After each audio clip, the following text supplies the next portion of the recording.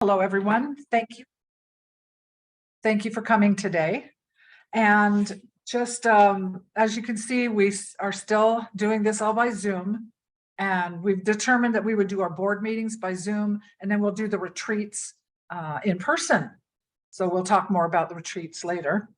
So I'm Molly Morris, board chair, and the Zoom etiquette, we do ask that you try and keep your cameras on so that we can see each other and feel a little more connected. But if you do have some IT issues, please go ahead and take your picture down. Also, the conflict of interest. If during this day's meeting you feel like there's a conflict of interest, please let us know. At this time, do I have any conflict of interest? No. Okay. If you feel like it later, just let us all know. We are today sitting in the ancestral boundaries of the Confederated Tribes of the Colville Reservation. So they are 12 independent tribes that have been confederated into this region. They've been here since time immemorial. I also want to fill you in on a little bit right now. Everyone's pretty excited within the Colville tribe. It's root digging season. So you may see us if you are out and about, picking our roots and getting our medicines together. There's also some reeds that we will be gathering. So that's what we do this time of year. There was one other announcement. The Colville tribe lost a very distinguished Omak tribal councilman. And so he has now been replaced by Mel Tenasket out of Omak. He has been a long time tribal councilman and a friend of our family since I was a young girl. So I do want to welcome him as a representative for Omak. Roll call at this time. So I start at the top here with Carlene Anders. Are you present? Please state so. Yes, I am, Molly. Thank you. Thank you. And Linda McKay. She's absent today. Okay. And Deb Murphy, I see your face here. Okay. And Dell Anderson. I'm here. Thank you. And Manuel's going to be gone, coming in later, probably about an hour late. So we will, I told him to just sign in once he's here. Ken Sterner as well is going to be absent for a portion of this. Ramona Hicks. Present. Yay, hello. Ray Eichmeyer. Rosalinda Kibbe.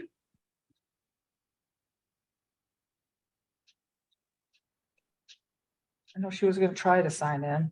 And Senator Warnock is very, very busy right now. It looks like Rosalinda's audio is signing in, but she okay. Okay. Dr. Tuggy. Yes. Hello. Maddie Osborne. Maddie is also having audio issues. Oh, okay. Teresa Atkinson. Yeah. Thank you. Nancy Spurgeon. I'm here. Thank you. And Peter Morgan.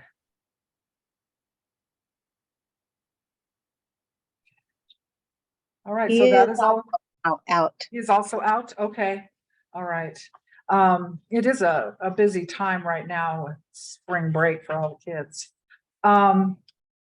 So as I said, if you have a conflict of interest, please let us know.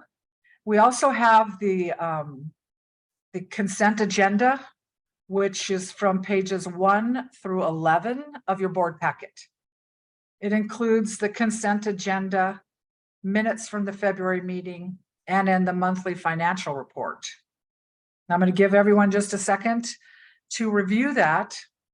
And if you are a guest, please put your name and organization in the chat so that we can include you in our minutes as being available and here.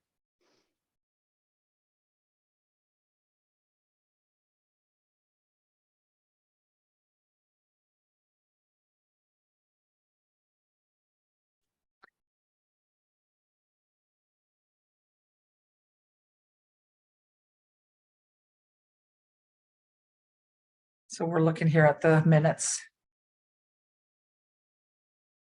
And at this time, I would ask if there are, is there anyone who would want to motion to approve the minutes, or is there any changes?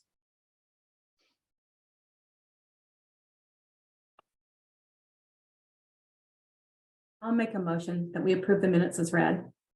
Yeah. At this time, do I have a second on that? Second.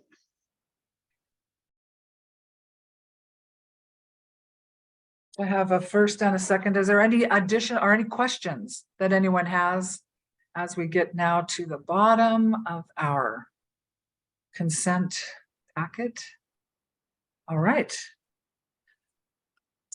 We have a motion and a second. All those in favor say aye. Aye. Aye. Any opposed? Would be nay. And then the minutes will reflect those absent from voting. Motion carried. Oh, thank you, everyone. At this time, I have my executive director report, John. Thank you, Chapman. Molly, Thank and you. thank you all who are joining us on spring break. If all of your children are off, if you have children, and you still get the joy of working, I know a few people did take off to go someplace fun. My wife heard about plenty of those places and told me about it. So I am actually going to table my executive director update for now, and I've talked to Molly about moving it to the end. You had heard an update at the last meeting that we were finalizing our contract with Clifton Larson Allen Wealth Advisory Team and moving forward with the investment process. And so that team was able to meet with Sarah Krowski and myself last week to look at an initial investment portfolio and plan that we plan to move forward with. And so knowing that we were having a board meeting today, I wanted to give them an opportunity to give a rundown of that plan as well with the board so that you guys were aware of the direction that we are going with the investment opportunities in case you have any questions, and just so that you're aware of what we are doing moving forward. We have a number of individuals in here. I apologize for all of you who I get the name wrong. So feel free to correct after I try to pronounce it. Peter, I'm not even going to try to pronounce your last name. I apologize. But we have Jamie Fontaine and Eric Lionheart from CLA Wealth Advisory. They are actually our local wealth advisory contacts. They have an office here in Wenatchee, and Jamie and Eric also have an office in a number of places in the Central Washington area. We have Peter, how do you pronounce your last name? Holubchinsky. Holubchinsky from Wealth Advisory, joining us from the Midwest, Minneapolis, Minnesota, right, Peter? That's right. Michael Smith from Spring Mountain Capital on the East Coast, if I'm getting that correct. And of course, Sarah Krowski, our contracted CFO and accountant from Clifton Larson Allen in Washington as well. And so I believe, Michael, you were going to take the lead to run through the investment policy, or not the investment policy, but the investment plan. Sarah Krowski, do you have anything else you want to share prior to having Michael jump in? Nope. Perfect. So then I will turn it over to you, Michael. Well, thank you, John. And hello, everyone. Thank you for the opportunity to present today. As John mentioned, we discussed some options that are available. As we all know, the Federal Reserve has taken under her policy beginning in 2022 to increase interest rates. And with rates being elevated to the degree that they are, this has presented an opportunity for a way to invest in a very secure, highly liquid investment. And some of what we looked at, we're looking at the highest credit quality available in fixed income markets, which are U.S. Treasury securities. We also looked at the area of the yield curve that we thought would provide a competitive rate of return, while at the same time offering a very high degree of liquidity, and the ability to adding some flexibility where we could invest over a period of 3 to 18 months, and matching that up with some of the cash flow needs that that your organization will need. So we came up with a way of laddering these types of investments over that time frame. Maybe, John, I should share my screen so we could have everyone take a look. Perfect.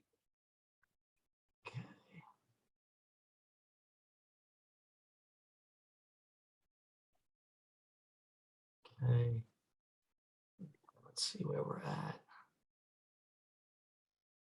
Can you see that? Okay, so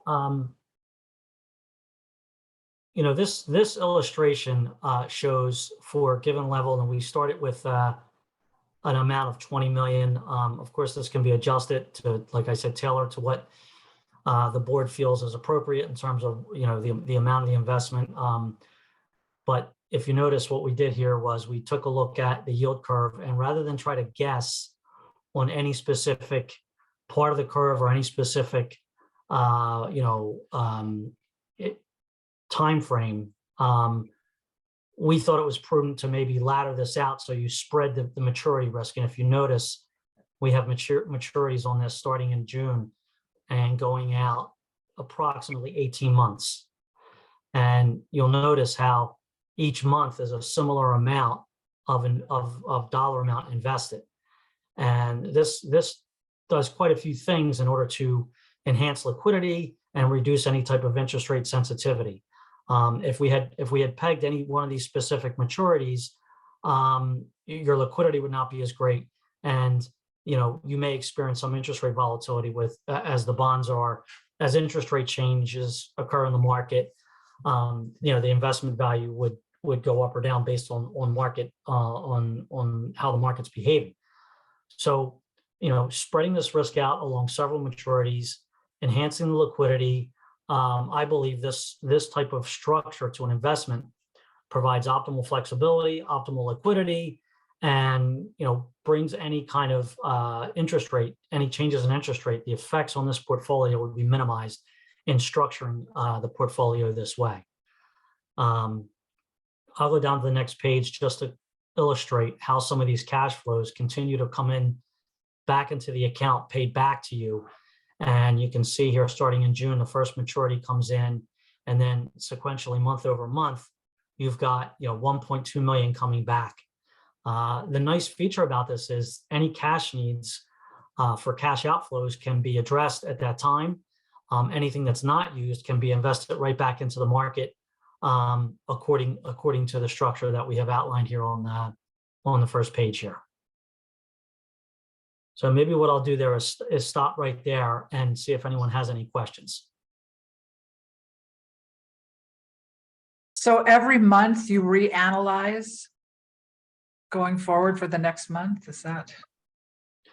Well, each month you'll have one of these treasury notes will mature, and when the bond matures, it gets paid into the account. The rest of these investments will stay invested. And then, the next month, you have another maturity coming back. And we like that idea because that gives you the flexibility. 1.28 million matures and comes into your bank account. Sarah will actually work the logistics in terms of getting it from where the investment's held at Charles Schwab into your local bank. So there will be some communication with Sarah and myself.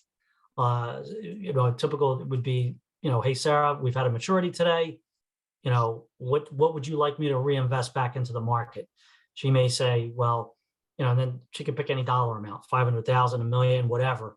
But there will definitely be a pause as each one of these notes has matured, that we can assess what cash needs there are, and then proceed, reinvesting whatever's not needed. Yeah, so Molly, Sarah and I will always be looking at our upcoming cash needs as an organization where we see expenditures coming, and we'll be able to make that determination to say how much of that we need to keep pay for upcoming expenditures and how much we can reinvest into the market. And as Michael said, every month we'll have the scenario will have about 1.2 million come due. And so we'll be able to do that every month. That's actually a lot higher than what we anticipate our cash flow needs to be month after month. So that gives us a lot of flexibility that most likely there will always be a portion that we reinvest. Now, in terms of what's available, when you look at the market, safety of principal and liquidity are the primary concerns. And when you consider that, and you look to the market, banks have savings account rates, deposit rates.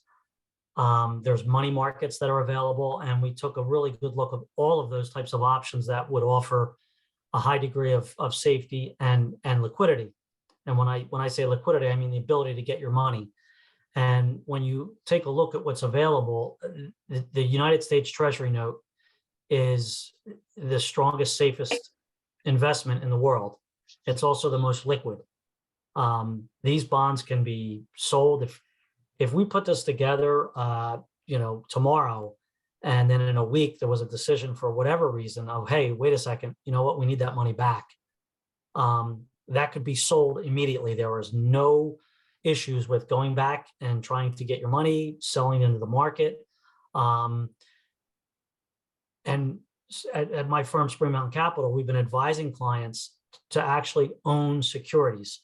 We all know a couple of weeks ago, there was a lot of, but basically there was some investors questioning their faith in the banking system. I mean, we can all talk about all the technical reasons why things happen with Silicon Valley Bank, but basically when investors when they lose faith in what's going on, you can start to see markets behave very erratic. Owning a U.S. Treasury takes that completely off the table.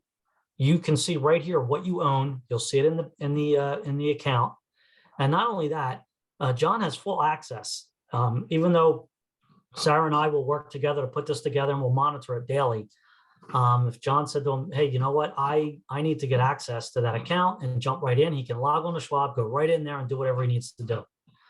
So, and I would also say that this is a much better option than even money markets. I know money markets, they're $1, but you want to go back over the various cycles where we've seen volatility in banking or even in fixed income for that matter. There have been instances where money markets get jammed with a lot of people redeeming at one time. And it's kind of interesting how a lot of this stuff seems to happen on a Sunday afternoon. So I can just imagine you folks on the board, you can, with something like this, feel very good that you've got something backed by the full faith and credit of the United States government. I mean, it doesn't get any safer or more liquid than owning a U.S. Treasury note.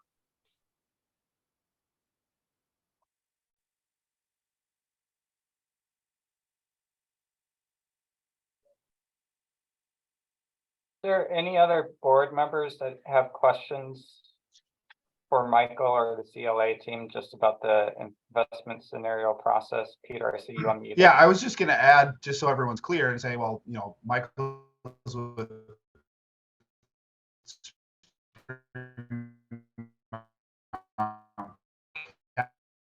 capital investment, for your objectives, right? And our objectives, as Michael said, are extreme safety and liquidity while also getting the highest rate, right? And so we decided that U.S. Treasuries would be the way to go. CLA partners with Spring Mountain Capital to help deploy this because Michael's the bond whiz. He can deploy these bonds and knows how to trade them. That's not something we specialize in day to day. So we partner with Michael when we want to do Treasury bonds. So that's kind of how the whole setup is, if anyone was curious on that note.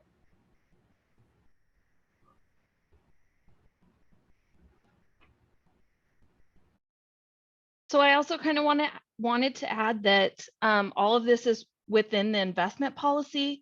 As long as it's within the investment policy, John and I are going to keep monitoring it, make sure everything is where it should be. We can see your email, whomever that is. Whoop. You probably don't want us to. I apologize. So we would like to do this presentation at least annually to make sure that everyone is still aware that we're actively monitoring and making sure everything that's going on is within the investment policy. We will be reporting every finance committee on where things are at, but just so the board has full presentation and knowledge of what's going on. So if anybody'd like to see it more often or less often, if you could let us know. These guys are just a phone call away. I think the other thing just to note, just so everyone is aware, is our plan is actually to move funds starting next week. Right now, a majority of our funds are stored in the Washington State Financial Executor Portal. And so we plan to transition those over to Kashmir Valley Bank and then automatically transfer them from Kashmir Valley Bank into investments and start this laddering process. And Sarah and I are working to identify the amount we'll keep in the bank at this current juncture to pay for the expenditures we need until the first note becomes due. And we will keep that as a conservative amount. So we'll keep that higher than what is probably needed because we want to just make sure that we get this really locked down and how we're going to be pulling funds.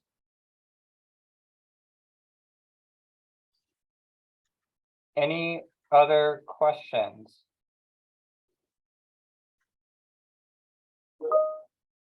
Hi, this is Maddie with the Workgroup, the MCO sector representative. Can you hear me all right? Yep. Okay, so first of all, I just want to compliment Sarah. I thought that you did a really good job at our last board meeting talking us through the financial policies.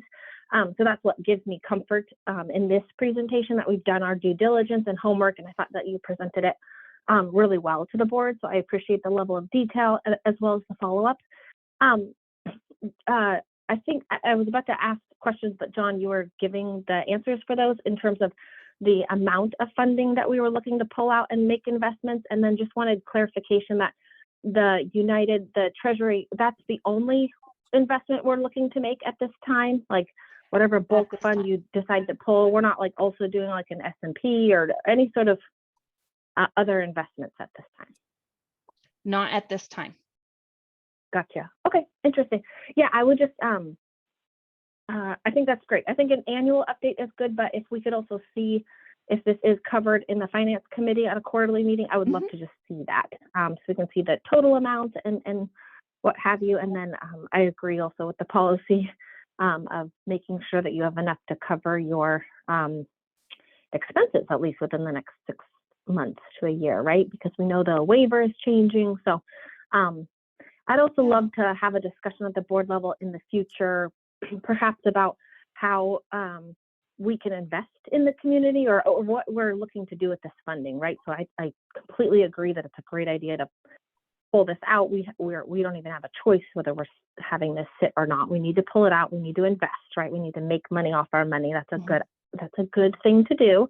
And I would love to have a discussion around, given our future, as our future becomes more clear, assuming Waiver 2.0 is approved, I look forward to being part of the conversations around how we can make investments and benefit the community and those we serve off this funding. So, but it starts with the funding, right? No margin, no mission. So great work. Thank you. Yeah. Well, thank you, Maddie. Also, Maddie, part of the consent agenda will not just be the financial reports, but will also be the quarterly investment statements as part of that. And there is a little graph, might not be the right words, but there's a graph to show that we're compliant with the investment policy, not just what we're making. So I hope that checks all your boxes, but we probably won't present a whole lot on it, but make it as part of the consent agenda in case anyone wants to talk about it. That works for me. That's great. Thank you. Mm-hmm.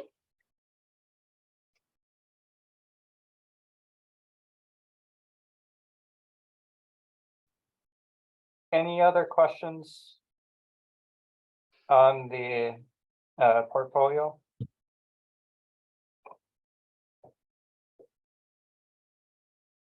And Maddie, just to reference your question about following up and how we're plan to utilize funds in the future, we'll continue that discussion through kind of the vision and the goals we have set forward and planning to build that out. So that will all get interplayed moving forward in future board meetings as a whole. And a lot of this, as you guys are aware, are original waiver dollars that we are investing and planning to reinvest into community, no matter whether the second waiver gets approved or not.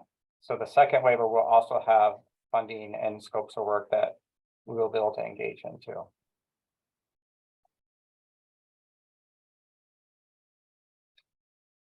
All right, well, look forward to more updates on this. I want to thank the CLA and the Spring Mountain Capital advisory team for coming out and sharing this with us. I'm just excited to see this going. This is a great way to really make the funds we have available work for us. So thank you all for your time. And Molly, I'm going to turn it back to you, and we will put the ED update at another time. And Peter, did you have a final comment?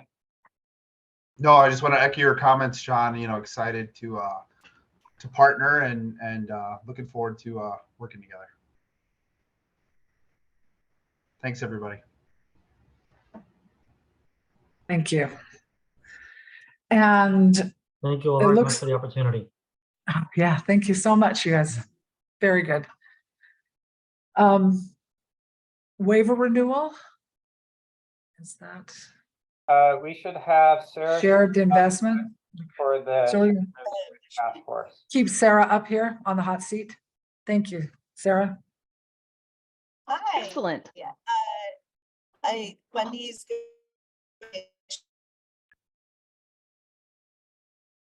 Uh-oh. Did she freeze for everyone and not just me? I think it was everyone. I didn't do it. And so, Sarah, you froze Yes. on us all, so you might actually want to turn off your camera. okay, And I apologize, but I think you froze right at the start, so you will have to restart over. that's no worries. I was just saying that here we are into ending the first quarter of the shared measurement task force. And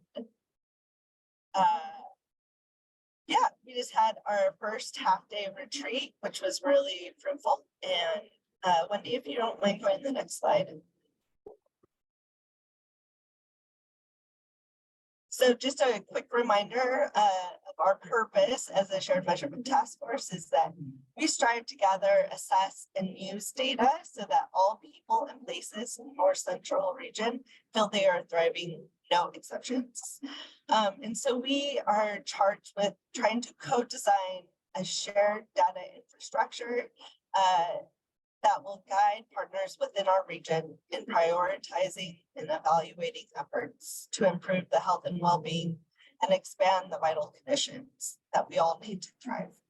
So this shared data infrastructure is kind of a big nebulous thing, but it's something that we're just working to really pinpoint and find objectives that and really help move our data system in our region forward.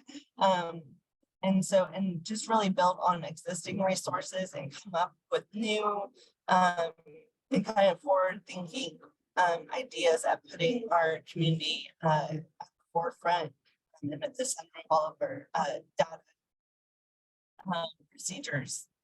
So we're really hoping that this task force will promote coordination and collaboration across all data partners and across sectors. Humanity.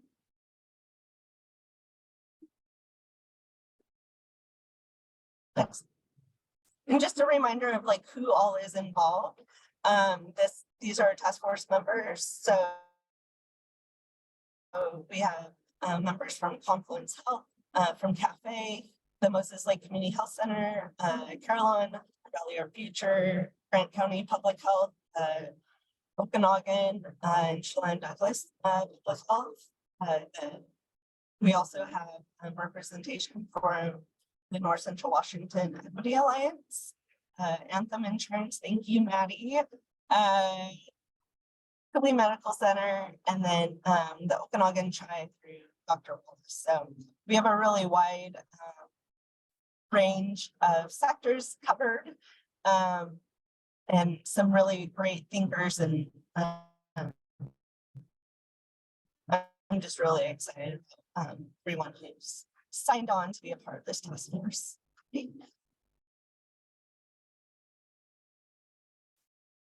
So this is where did we start? About 3 months ago, we just started looking at our data landscape, looking at both kind of the common like DOH and HCA data that we usually are looking at.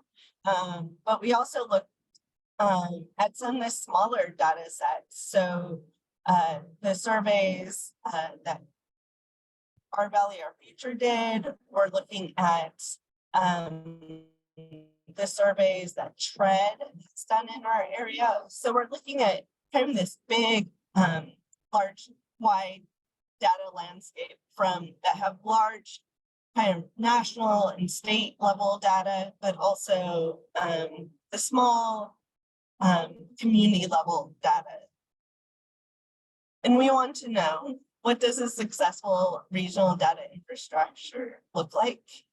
And some of the topics and things that got brought up in that discussion were, really wanting shared understanding of what data is available and being able to tell our region's story, reducing duplication and redundancy, having more local data, and really supporting that infrastructure, making sure that all data is accessible to those who are in need of it, and just having better informed and healthier communities. And so those are just some of the things that kind of got brought up in those discussions.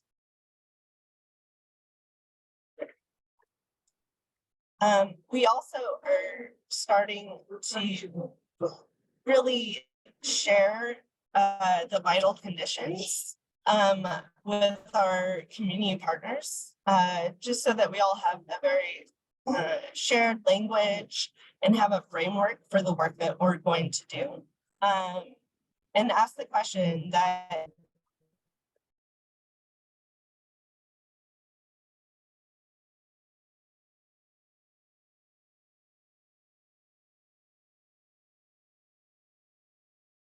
Did we lose Sarah again? Yeah. Yeah, we did. Let's give her one moment. Sarah, can you hear us?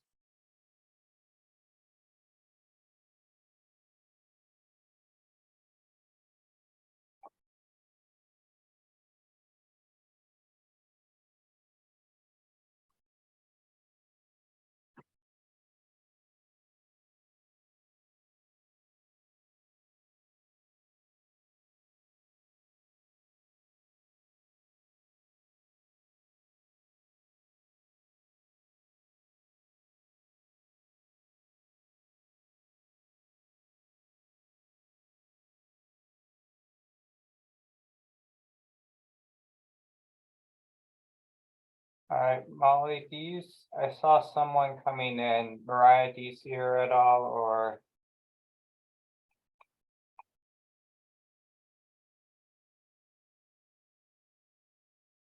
I don't currently.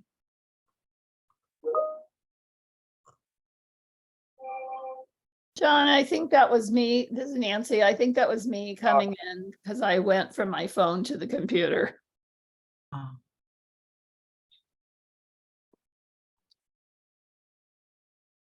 Well, go ahead. I was just going to say I could reach out to Sarah and see if she could join on her cell phone and maybe use her cell audio. Unless we want to move on, John. Yeah, I sent her a quick message, so we can give her another moment, but I think we probably should move on. I know she is traveling today, so I want to be, I don't want to hold up too long if she can't get access. Teresa, you have a hand up. I do, and out of all fairness to Sarah, I just would like to speak with the board about the crossover with public health. Do you think we should be waiting for Sarah or just share with the board our conversations with public health and you and Sarah? You know, she is coming up right now. Nice. So let's try to give her a chance to join, because I was going to say it would be nice if she could listen to it instead of having to speak the moment we lost her. Fair enough.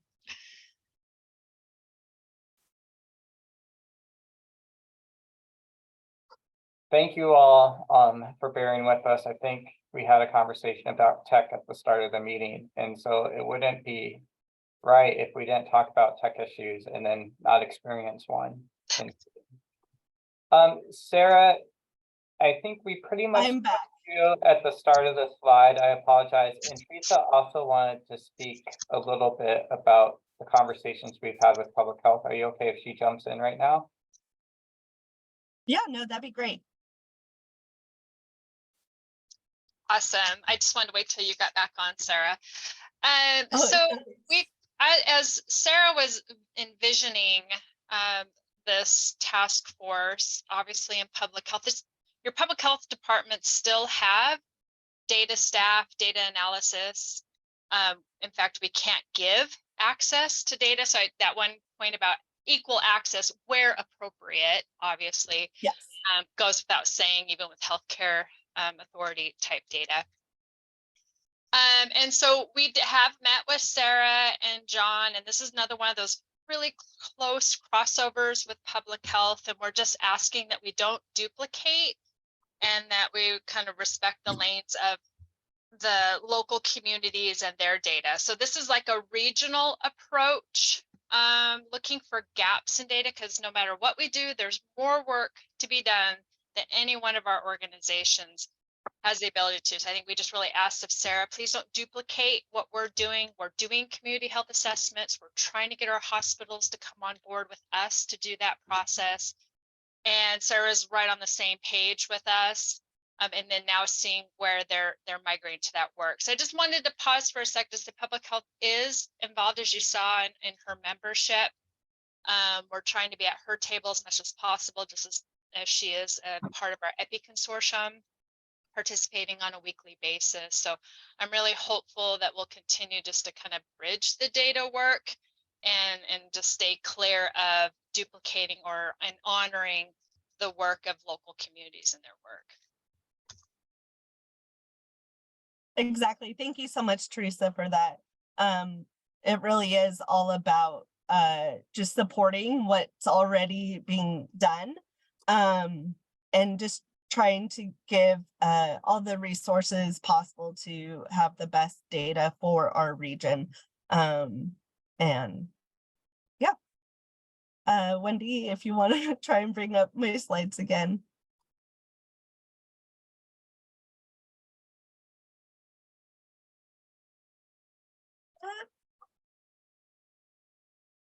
Great. So, where we are today, is we are looking specifically at values that our task force as kind of its own little group that is working to improve the data system as much as possible in our region, and what values we really want to hold to as we do that work. So we're looking at that currently. And then we're also trying to narrow our current objectives at looking to build better processes for sharing data, not necessarily with those kind of traditional data systems, but some of that community level of, how do we allow our valley, our future to share their qualitative stories and data. Can Cafe help to share some of the data that they are holding, and no one necessarily even knows about? How can we increase transparency and accessibility of some of those smaller community data resources? And how do we continue through this process of building relationships between different sectors and data holders? So that's something that we're looking at. And then also coming up with a proposal, working with public health specifically, for coordinating and synchronizing of our region's community health needs assessments, our community health assessments, and especially the community health improvement plans. How can we get more community engagement? How can we help bring the stories of our community into those health improvement plans a bit more? These are all things that we're looking into, and we'll continue to kind of shape our work as we go. That's the joy and heart problems of being co-design, is it sometimes takes a little while for things to kind of develop and take shape. So this is where we are today, and what we're looking forward to in the future. Wendy, if you want to go to the next slide, is really working as a task force to reduce redundancies. We see that often in our data landscape, and so we're just trying to find ways to really reduce those and bring more local data to our region. We really want to be able to tell our story and use qualitative data to do that, and using quantitative data to show numbers and trends, especially around the vital condition and the indicators used to measure that. We also are really interested in trying to reduce barriers in our communities, especially around language, around culture, and just working with our community partners to find new ways of doing things. And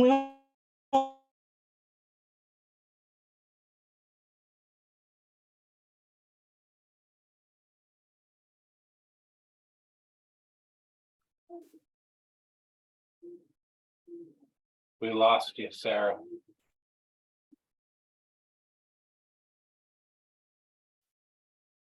I have a feeling she may have lost connection again. Wendy, was this her last slide?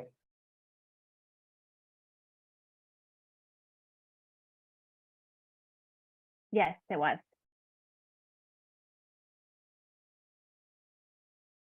I may ask, because I don't know if she's going to be able to get back on or not. Is there any questions or comments that came to mind that the board would like us to share back with Sarah as part of this presentation, but then she can follow up with individual board members to respond to? We can try to answer them, but I'd rather have Sarah connect with you directly and share a little bit more of what's going on as well. This is Molly, and of course, you know that I'm tasked with always looking to see where the tribe is represented, and didn't see that here. And so I'm offering myself to Caroline or you, if we can reach out to the tribe and get someone, the right person, to participate as a partner in this data sharing. And Molly, we used to have Megan Griggs, who was the epidemiologist.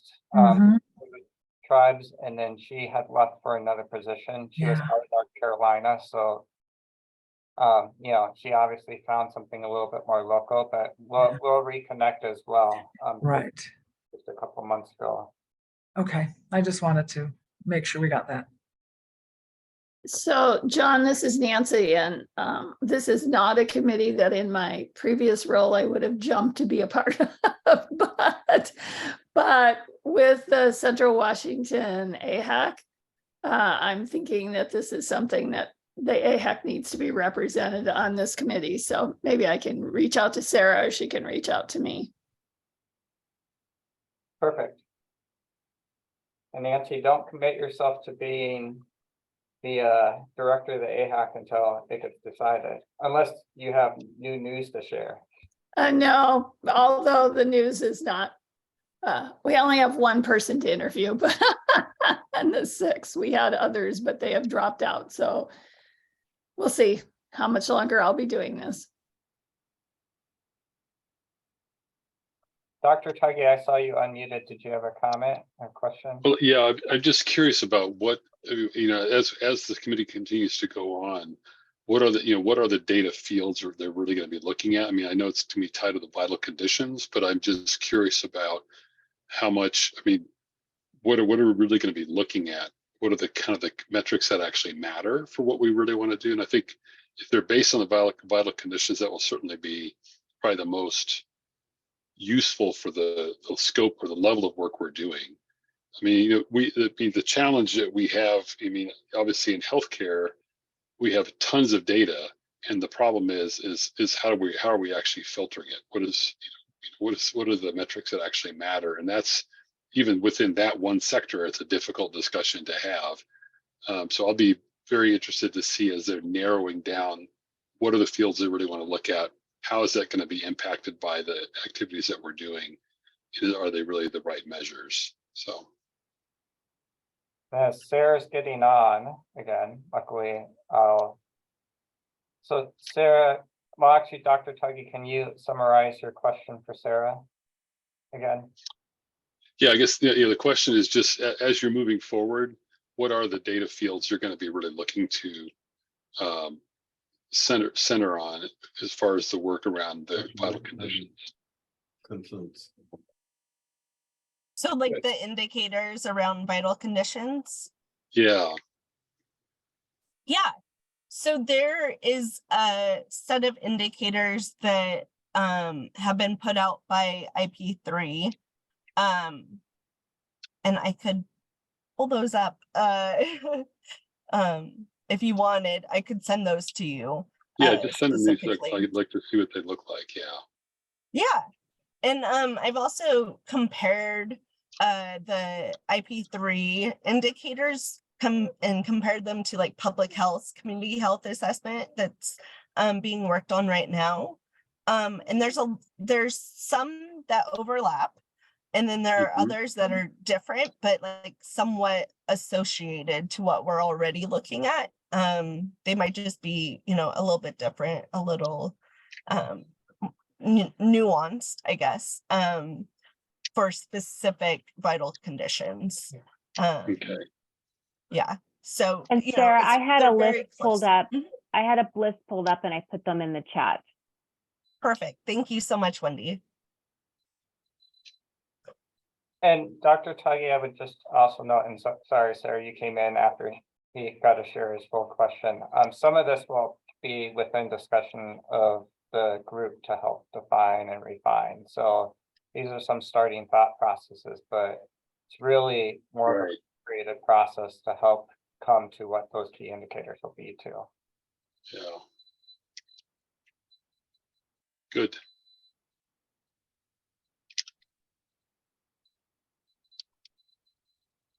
Anything else? Any other questions? I'm so sorry. Here I am sitting in one spot and my internet just drops here and there. So.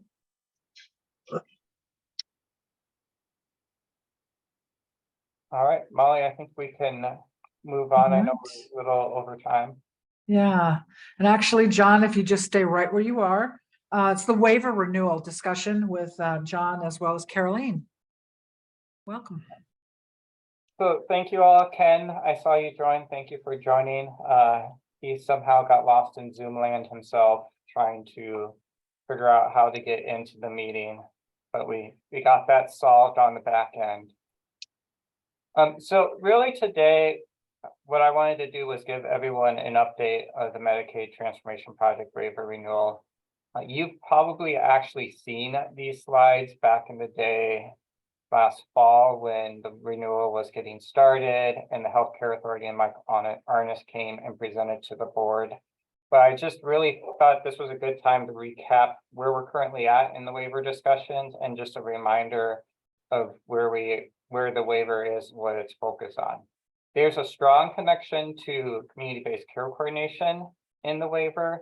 And so therefore, after I run through some of the basic information, I'm going to turn it over to Caroline to really share what our vision of community-based care coordination is, so that you can understand really what we're doing at the local level that relates to the state context. I am not, and Wendy, bear with me, I'm not going to go through every one of the slides in this deck. So I'm going to ask you to skip a few at some point in time, and we'll get through this. If you go to the next slide. So I just wanted to give everyone a chance to read this slide. This is really the overarching goals of the Medicaid Transformation Project waiver renewal.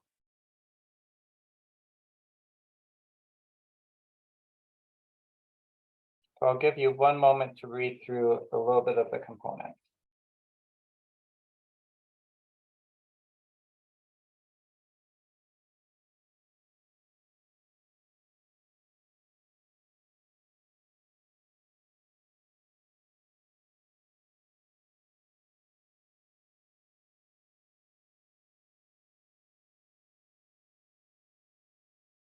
So as you're looking through that, I recognize that there may be some terms that still need more defining in that. And if you ever have questions, feel free to reach out. I think one of the biggest things I want to emphasize is that the renewal tries to move a lot of focus from clinical practice transformation effort to how we address those social needs and work as a system to address the social needs of our residents. So it's trying to move us to think outside of the clinic walls more on how we do this work. That is also why community-based care coordination has become a major factor in the renewal. So now, Wendy, I'm actually going to ask you to skip down to goal number 3. And as Wendy's skipping through that, again, a lot of these goals 1 and 2 are tied to the larger waiver initiative and work. And the waiver itself has a little over $2 billion in Medicaid waiver funds that's looking at approving. The work of NCACH and the ACHs in general are really primarily focused into this deeper dive goal number 3. So when we're talking about NCACH's involvement in this work, it's predominantly around aspects of goal number 3, but there's a lot of work going on with the waiver renewal, and you may hear about some pieces of that as well. And I encourage you to look through some of the slide deck and see some of the other initiatives going on, because there is, especially around continual expansion of Medicaid and Medicaid eligibility, some very nice things that the healthcare authority is trying to do. Our focus again is really around health-related social needs in that goal number 3. And you can see here is one example of foundational community supports. It was actually an initiative in the original waiver that the healthcare authority was doing. The third-party administrator was Amerigroup that was supporting individuals trying to connect people with supportive housing and supportive employment. And you can see some of the aspects in here. This work is planning to be continued through the waiver renewal as well. And it's the healthcare authority has seen success and cost savings in that. And so they're seeking to get that continued again. If you go to the next slide, Wendy, our primary focus is what is called taking action for healthy communities, or the TALK work. And I apologize because there's an A, a C, and H in it, and an H, a C, and A in there. So we're really good at creating acronyms that all look similar and can get very confusing. But again, like I said, the focus of the waiver renewal for ACHs is looking at work that expands beyond clinical care or clinical walls. And so there's really 3 main components to this. Is what they're calling health-related services, or how we support communities in addressing health-related needs of our residents. How are we supporting funding through health equity funding? And really a lot of this is going to be driven at the ACH level and the regional level through community hubs and workforce development. Or really, in my mind, what I would say is supporting the community-based care coordination infrastructure in each of the regions to really make that connection beyond the clinical walls. Right now, the Healthcare Authority, and this is a little bit of the update, is the Healthcare Authority currently has a work group working out details with the accountable committees, the health managed care organizations and themselves to really put some of the infrastructure behind what this work will look like. So what you'll see today is, again, a large amount of that high level overview associated with the talk work, but there is still a lot of details that are getting in place underneath that. I also would say originally, as we had shared, the waiver renewal was planned to be approved January 1 of 2023 this year. They anticipate that now that a portion of it will get approved at the end of June this year, and another portion of it will still be under discussion. The Healthcare Authority hasn't shared today what specifically will get approved at the end of June and won't get approved or got moved forward. What I can say when you're looking at this slide deck is that they've been in heavy discussions around community hubs and health related services. They have not started discussions with CMS around the health equity funding.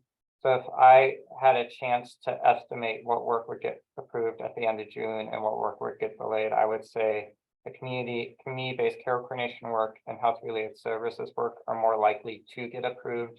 The health equity funding more likely to get delayed, and more details to come around that.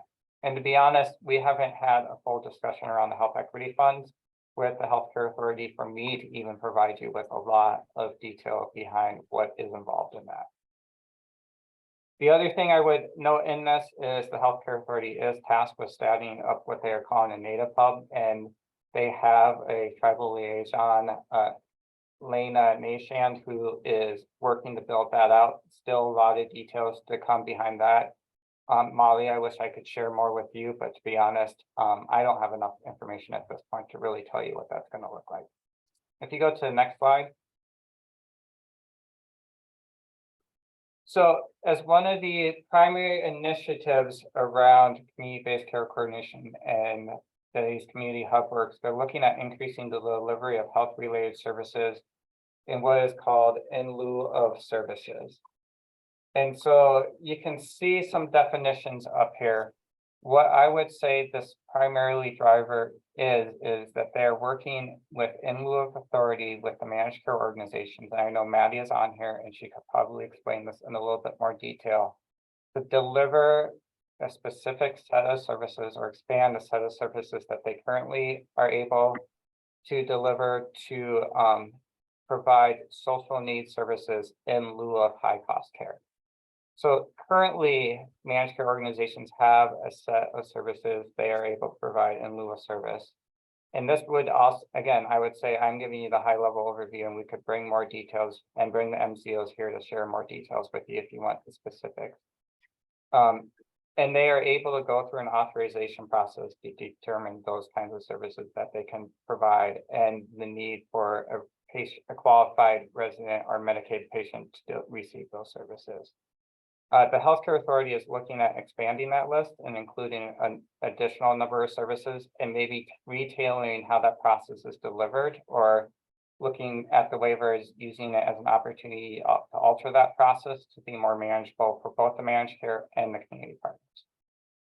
If you go to the next slide, this just gives you a sense of what those health related services are, or those in lieu of services.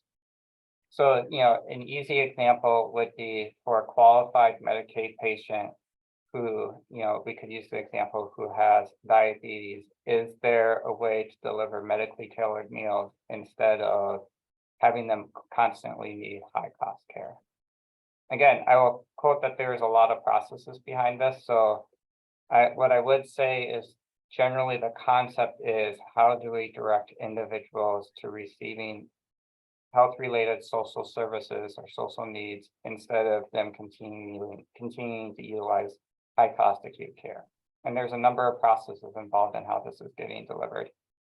So I'm going to pause on providing much more detail behind that, but you can see the set of services that are out there that the Healthcare Authority is looking at delivering.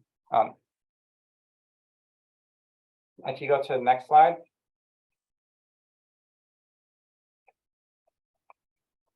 So the other thing that they're looking at is the development and implementation of community hubs.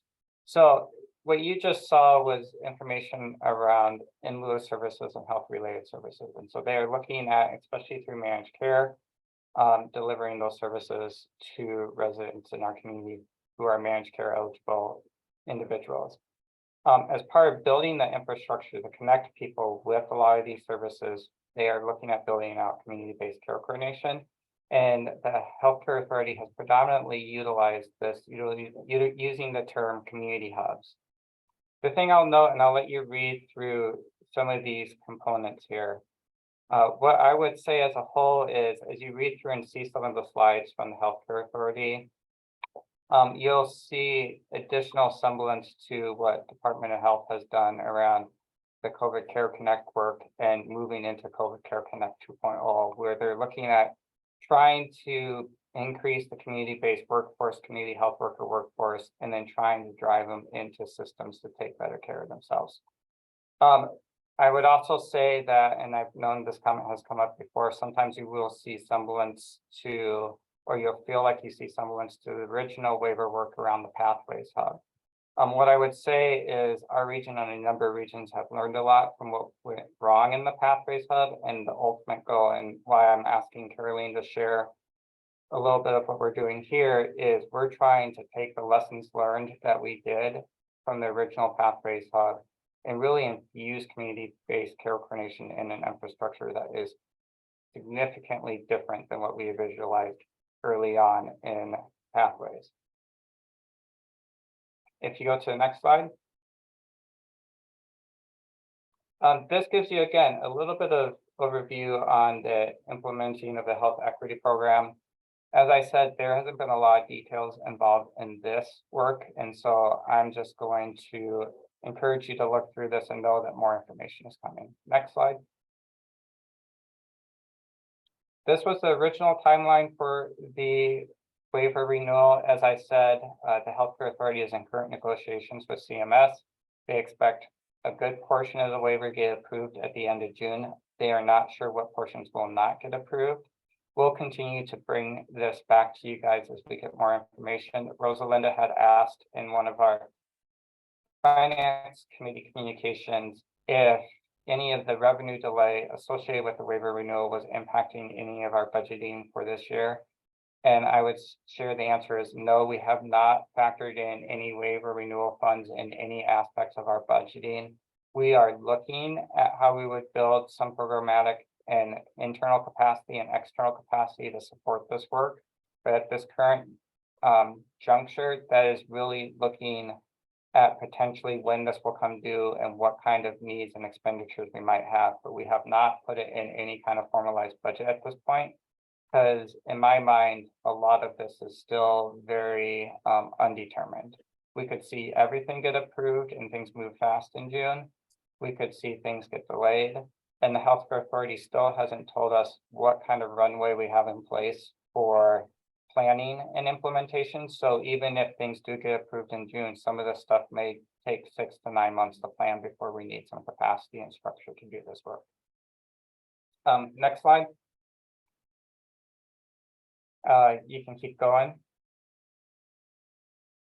You can see resources on here. I'll also share the link with you. Again, this was a presentation that was done a while back ago. This signifies how much things have not changed since the information is still current from what the healthcare authority sent me. And then if you go to the next slide, keep going, I think, to the end. Yep, and this, again, these are some of the community hub functions that have been identified by the healthcare authority. And I'll give you a moment to read through those. But again, it's really looking at building up that community-based care coordination infrastructure and connecting it to community-based organizations doing this work. They use the hub model a lot in their definitions and in the work that they're visualizing. And so you'll see a lot of semblance again of different hub styles that are already in place in our community. We are looking at community-based care coordination again in a different way. And so I'm going to turn it over to Caroline to share more of our vision of community-based care coordination. Okay, and I'll try to do that in 4 minutes. You can go a little bit longer, Caroline. So that last slide that you just saw I brought it back here just to kind of point out that this is the healthcare authority's hub thinking, and that there's a lot of different thinking around hubs, or what we even mean by hubs out there. And so that has been the challenge of our work in the last year or so, while we wait for this waiver to become more clear. One thing that I wanted to kind of explain for the board is what we're up to while we wait for clarity, and also a little bit of how we're approaching the community-based care coordination work. So the next slide, I just wanted to point out that there's also a lot of thinking going on by the Department of Health around the Care Connect hubs and that structure. And they're thinking through functions of the state hub managed by the DOH. They're thinking of functions of the regional hubs in our region. Action Health Partners is playing that role of third-party administrator. So there's a lot of things in flux with this model as well. So a lot that's still not clear about this model. And those are just two models. There are other kind of hub-like models that are in play in our region. So on the next slide, I just kind of wanted to give you a little overview of programs that we're trying to weave together, right? As if we're trying to build a shared infrastructure, it means that we actually have to figure out how to weave these things together. The HCA hub, we don't know yet what the target population will be for that, but we know it'll be Medicaid only. DOH Care Connect, it's really individuals involved in responses to key public health challenges. So this is where working closely with our public health partners and Action Health Partner is important. Health Home, oddly enough, Health Home is not really mentioned in the waiver renewal, like how the healthcare authority is envisioning weaving Health Home into all of this. I have no idea. I haven't heard them describe that, but in our minds, it needs to be woven in because it's yet another program, CBCC program in our region. There's also the Recovery Navigator program, which is overseen by Beacon and also Advance in our region. And this is working specifically with individuals with substance use disorder and who are also at risk of arrest or involvement with the criminal justice system. So the challenge for us as a region is to figure out how to not build a separate hub for each of these things, like not have separate organizations managing these silos. Otherwise, it creates havoc for our partners on the ground. So on the next slide, some of the things we've been digging into are, okay, let's stop, let's pause. Let's just back up and even clarify what we mean, like what are the roles and functions of a hub to us in our region? And let's start teasing them apart because sometimes these roles get conflated and it creates confusion. So we started to kind of break apart some of the roles and functions. And so when we take a systems-wide view, we just need to figure out how all of these elements play together. So third-party administrators, there are multiple third-party administrators in our region, right? Action Health Partners is a third-party administrator for Health Home and Care Connect. I mentioned Advance, they're a third-party administrator for Recovery Navigators. The future waiver, the waiver 2.0, will have to make sure that there's an appropriate entity that acts as the third-party administrator for that work.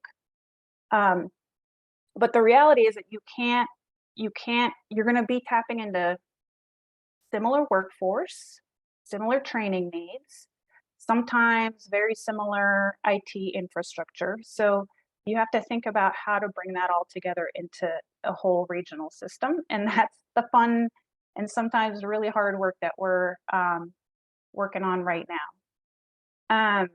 One thing that I wanted to call out, the purple box on the shared infrastructure. I think that's an area where we've really been focusing in on over the last year or so.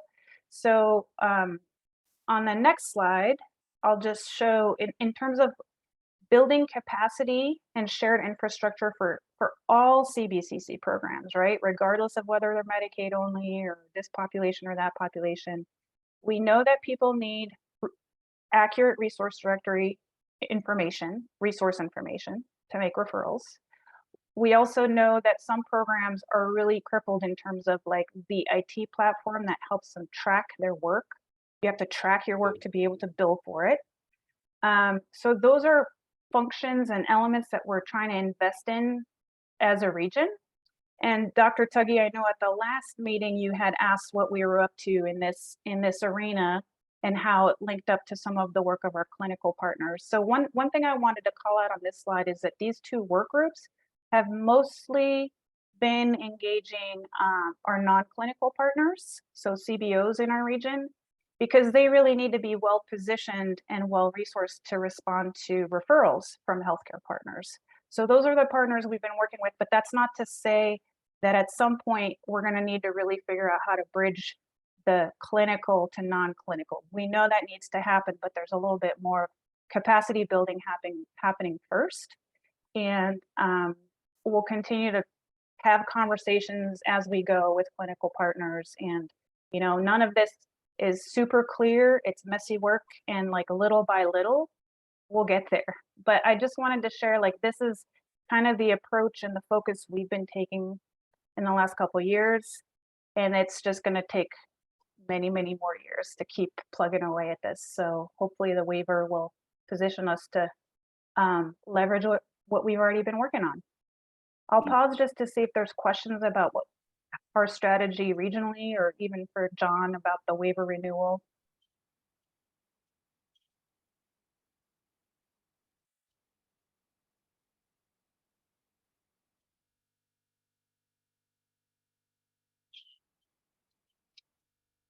Caroline, I was going to say, I think, you know, conceptually having a centralized platform for for information about individuals who are being serviced by this, you know, by either the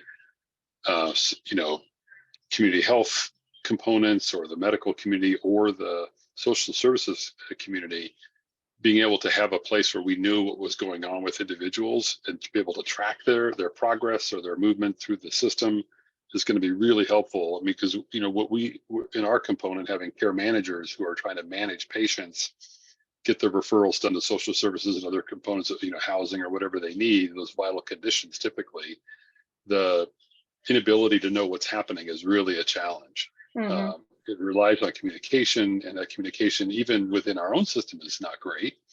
Is a medical system, but even once you get out of our system, it gets even more complicated.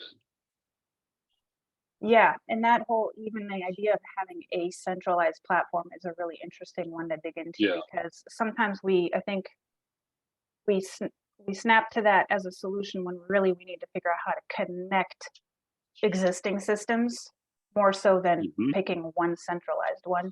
But maybe that's, you know, it's the same end goal, just slightly different way of getting there. Well, there'll be a lot more to come on this. We've given you updates over time, and we'll just keep coming back and let us know now or offline anytime you have questions, and we'll do our best to clarify things. Wendy, can you pop up the slides real quickly? Sorry. Which one's, Caroline's or yours? Yeah, Caroline's. Yep. I just wanted to share because, and I want to go to the one with the 4 components. So number 4. So I think the thing I just want to call out too is when you look at the healthcare slides in the community hub, a lot of times it feels like they're building out that TPA piece of this infrastructure. And in a lot of ways, a lot of that work will be kind of that third-party administrative work. So it's not that it's, so what Caroline's put together and what we've visualized for community-based care coordination is broader than necessarily what the healthcare waiver is, but we'll figure out how the waiver fits into our infrastructure that we're building. So you may see sometimes the waiver insinuate that we're playing that TPA work, but what we're really doing is building that infrastructure that the waiver can tap into.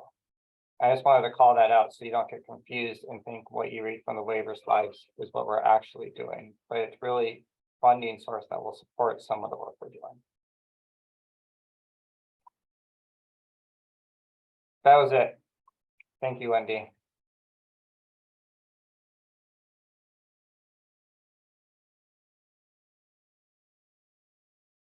As I told you, we will continue to bring updates back.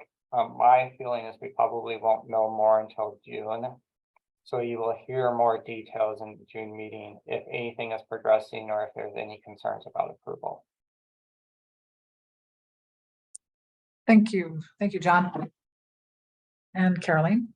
At this time, I have Morgan Eastman with the branding update, also known as Molly's T-shirts. Okay.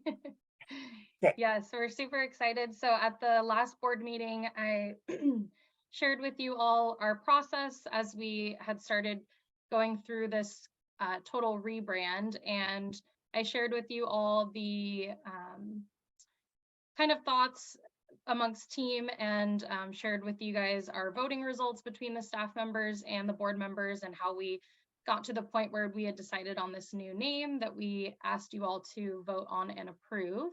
So since then, we've been working on the last major component, which is our new website. And so we are starting the transition this week from NCACH to Thriving Together NCW. So on the next slide, I will go over our kind of next steps for rolling that out this week. You probably saw our announcement last week that we sent out to our network about the timeline for our rebrand. So just making sure that everyone had a heads up that we were starting this transition. And then at that time, we also shared with them the story behind kind of what led to this rebrand for us. So starting tomorrow, all of our staff email addresses will change. So we'll be using the same setup with the first name, and then the domain will be thrivingncw.org. So we still will have our NCACH email addresses. So during this transition, if people reach out to us using our old email address, we'll still get those. So it'll be pretty seamless on that front. We'll just be reminding people that, we do have new email addresses, but if for whatever reason, people are using our old contact information, it will still go through. And then this Thursday, April 6th, we will be launching our new website. So we will send out a notice to our network via email, and then we'll also be sharing on our social medias that our new website will be live.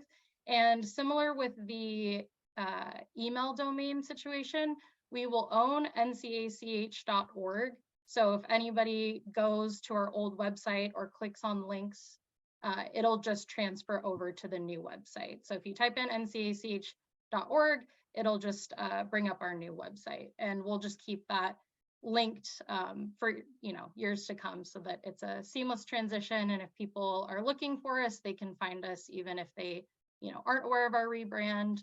And yeah, and then let's see if you could go to the next slide, Wendy. I just wanted to share a little bit about some of the website features and benefits. So obviously our old website, a lot of this stuff was really outdated, and the back end of the website was really difficult to go in and make changes to the layout and the content. And so moving forward with this new website, everything will be really easy for me to go in on the back end and edit.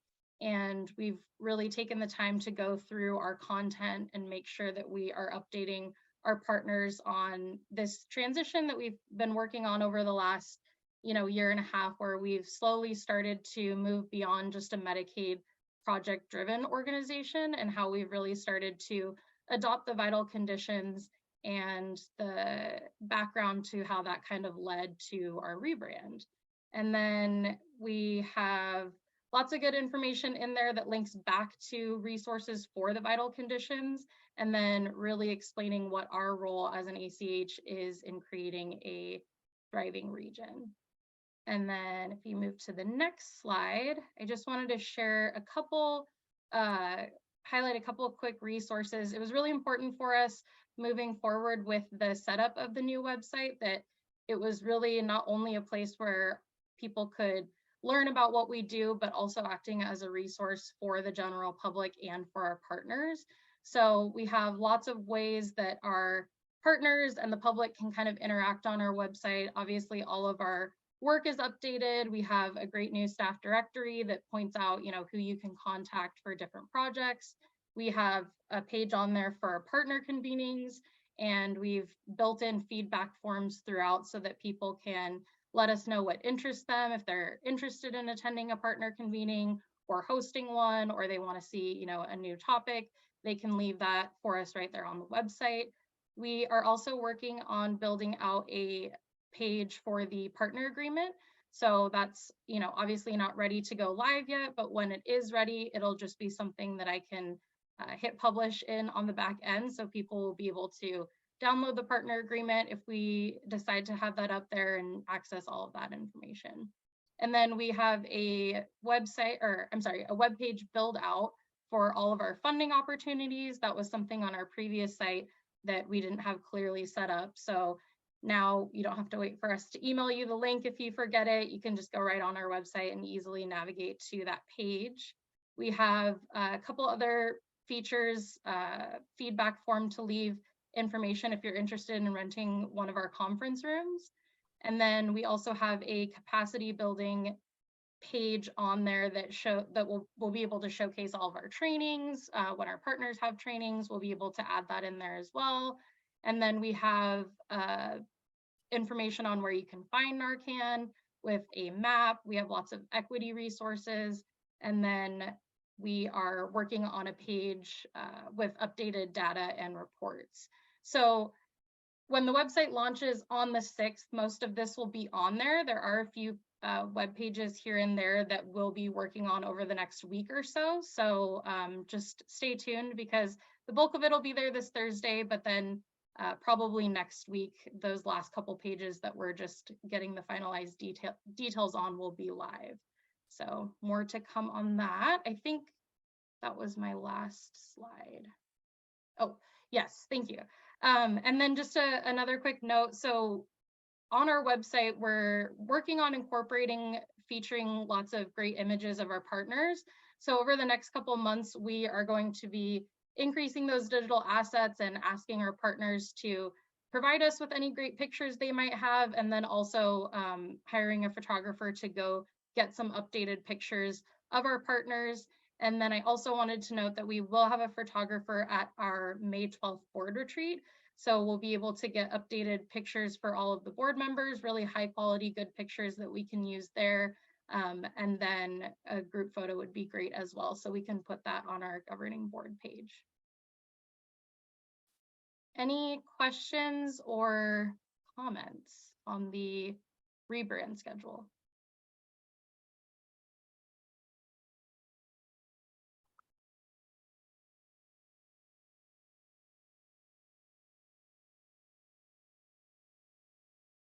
Nice job on the graphics, even for these slides. They look great. So really very positive. Yeah. I'm really excited for you all to see the website. It's yeah, really incorporating a lot of great imagery, and it's exciting because a lot of the work that we do is really complex, and I think the contractor that we're working with has done a great job at displaying the information visually in a way that is easy to navigate and looks really clean and updated and modern. So yeah, we will, once the website is live on Thursday, like I said, we'll be sending out the link for that. And I just encourage you all to take some time and look through the new site. Yeah, I just want to call out and give a lot of props to Morgan for putting this together. She's driven it since she's come on, and this was one of her major initiatives at the start. And when the site goes live and you see it, it's phenomenal. From the process in developing the new name, everything has gone very, very smoothly. And a lot of that is because of Morgan's leadership with the team on all of this. So thank you, Morgan, for all of that. Thanks, John. Yeah, it's been a really fun project to work on. So thank you. Thank you. All right. At this time, I'm going to go ahead and give everyone just a short break. Probably just about 5 minutes is all we can do in our agenda here, but thank you. All right, welcome back, everyone. I hope you got a chance to freshen your drink, your water bottle. Next up is Vital Conditions, Civic Muscle and Belonging Review with John. Go ahead. So, as we all know, last fall we adopted Thriving in the Vital Conditions as a board. And so one of our hopes as a team this next year is to continue to bring back different vital conditions to the board and board meetings, just to, again, re-educate and center on what each vital condition means, and then spend some time really diving into how we as an organization are starting to live into and try to exemplify some of these vital conditions ourselves. So what you're going to hear today is just a quick little review of civic, muscle, and belonging from me. And then really the bulk of this next hour is going to be spent with the team giving a review of different ways we have visualized our organization living into this value of civic, muscle, and belonging. So if you go to the next slide, Wendy. This again, just recentering to focus on that vision and framework that we adopted as an organization. All people and places thriving in North Central Washington, no exception. And we're going to achieve this by utilizing the framework of the vital condition. And really, one of the things that I would emphasize, especially in civic, muscle, and belonging, is even within this wheel, that is at the core, that's at the center of all we do.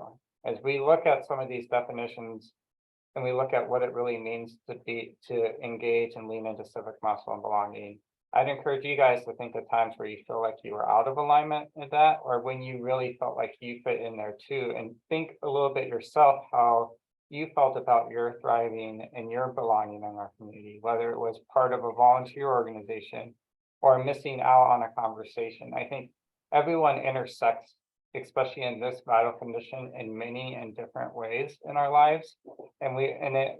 You know, sometimes we don't think about how it contributes to our health, but I encourage you to take a moment to think about that. So if you go to the next slide. So when you think of civic, muscle, and belonging, you look at a lot of these lists, the list of things you have up here, and really a sense of belonging and power to shape a common world include these different kinds of supports. So we gave you a one-pager to read prior to the board meeting, and if you haven't read it, I encourage you guys, actually it's a two-pager, but I encourage you guys to read it. I wanted to read how it defines belonging and civic muscle at the top. So the vital condition of belonging and civic muscle is about having fulfilling relationships and the social support people need to thrive. It's about being part of a community, contributing to its vibrancy, and developing the power to co-create a common world. So as you look at these different aspects that are listed on the screen, think about that and how those engage and contribute to that. I also thought, and I pulled this off of the Thriving Springboard document. If you look at the bottom right, as you start to read that path to renewal, it says belonging and civic muscle shape our civic life. Who feels they are able to take action and how we co-create our common future. A strong civic life requires active participation to produce communities that meet the needs of all residents. And in that, I think the thing that stands out is the community and the co-creation. So how are we co-creating things as community? If you go to the next slide. I also pulled this under the civic muscle and belonging section of the Thriving Together Springboard. So you can see up here, communities with an inclusive sense of belonging and strong civic muscle may be better able to design pathways, gather assets, use the power to assure mutual accountability.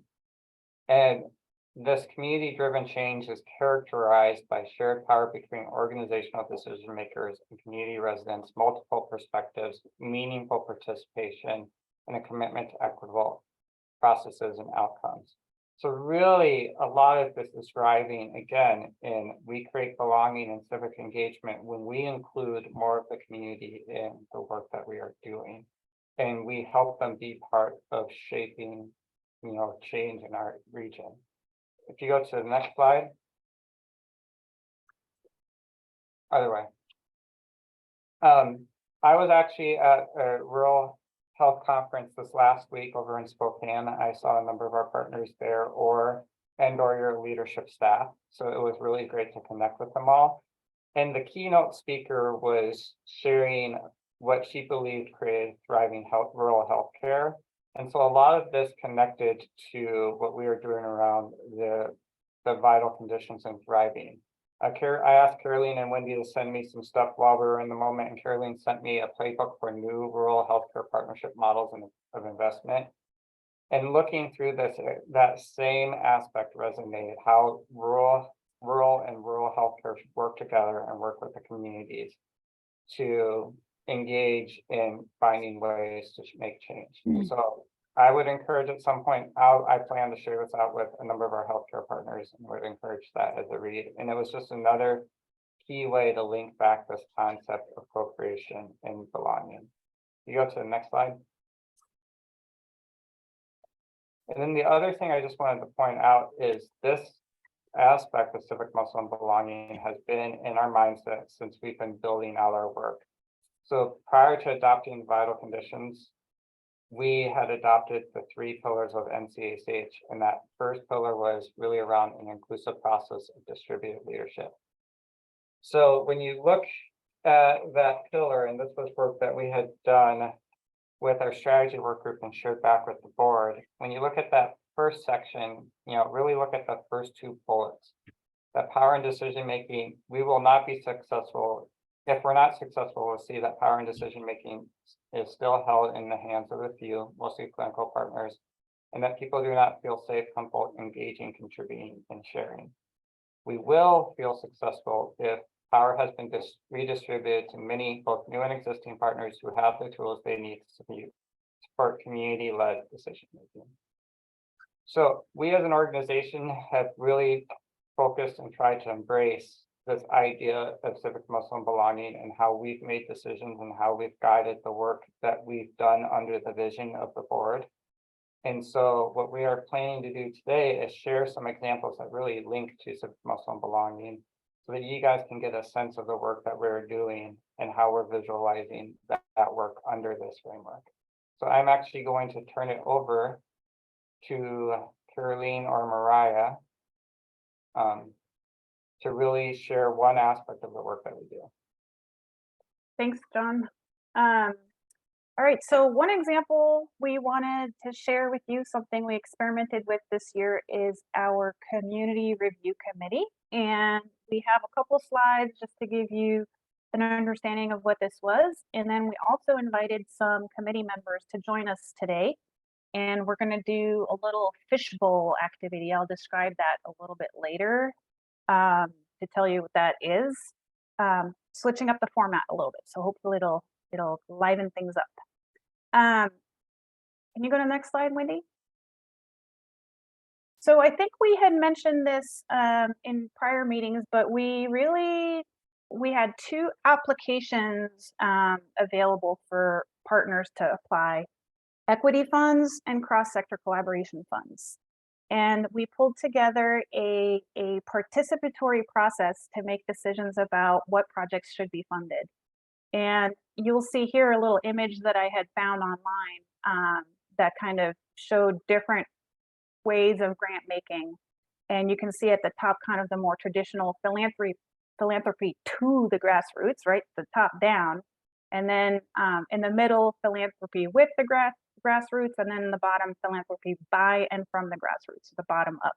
And I would say that our community review committee was a bit of an experiment with the middle, like really seeding funding decisions to community members, doing that together through dialogue and a process that we're going to describe shortly. The main thing, so we had 7 members on the community review committee. We really reached out to community partners to assist us with recruitment. So we communicated that we really wanted to find community members who were likely to be impacted by the investments we were making. So people who have direct experience and expertise with equity, behavioral health, care coordination. And we got really great referrals from partners and ended up with an awesome group of 7 leaders. We hope this would be a leadership development opportunity for them. Today, we'll hear whether we hit the mark and what we could have done better. And we basically just had a short job description. We compensated them for their time and expertise. And we also dedicated a whole meeting to orient everybody to the process and what it is they were getting into. So Mariah is going to show you on the next slide a little bit of our process, and then we'll do the fishbowl. Great. So here you can see a little brief overview of what the process looked like. So Caroline and I would screen the applications as they came in, and make sure that they met the requirements. And then what we did is actually have the review form through Microsoft Forms.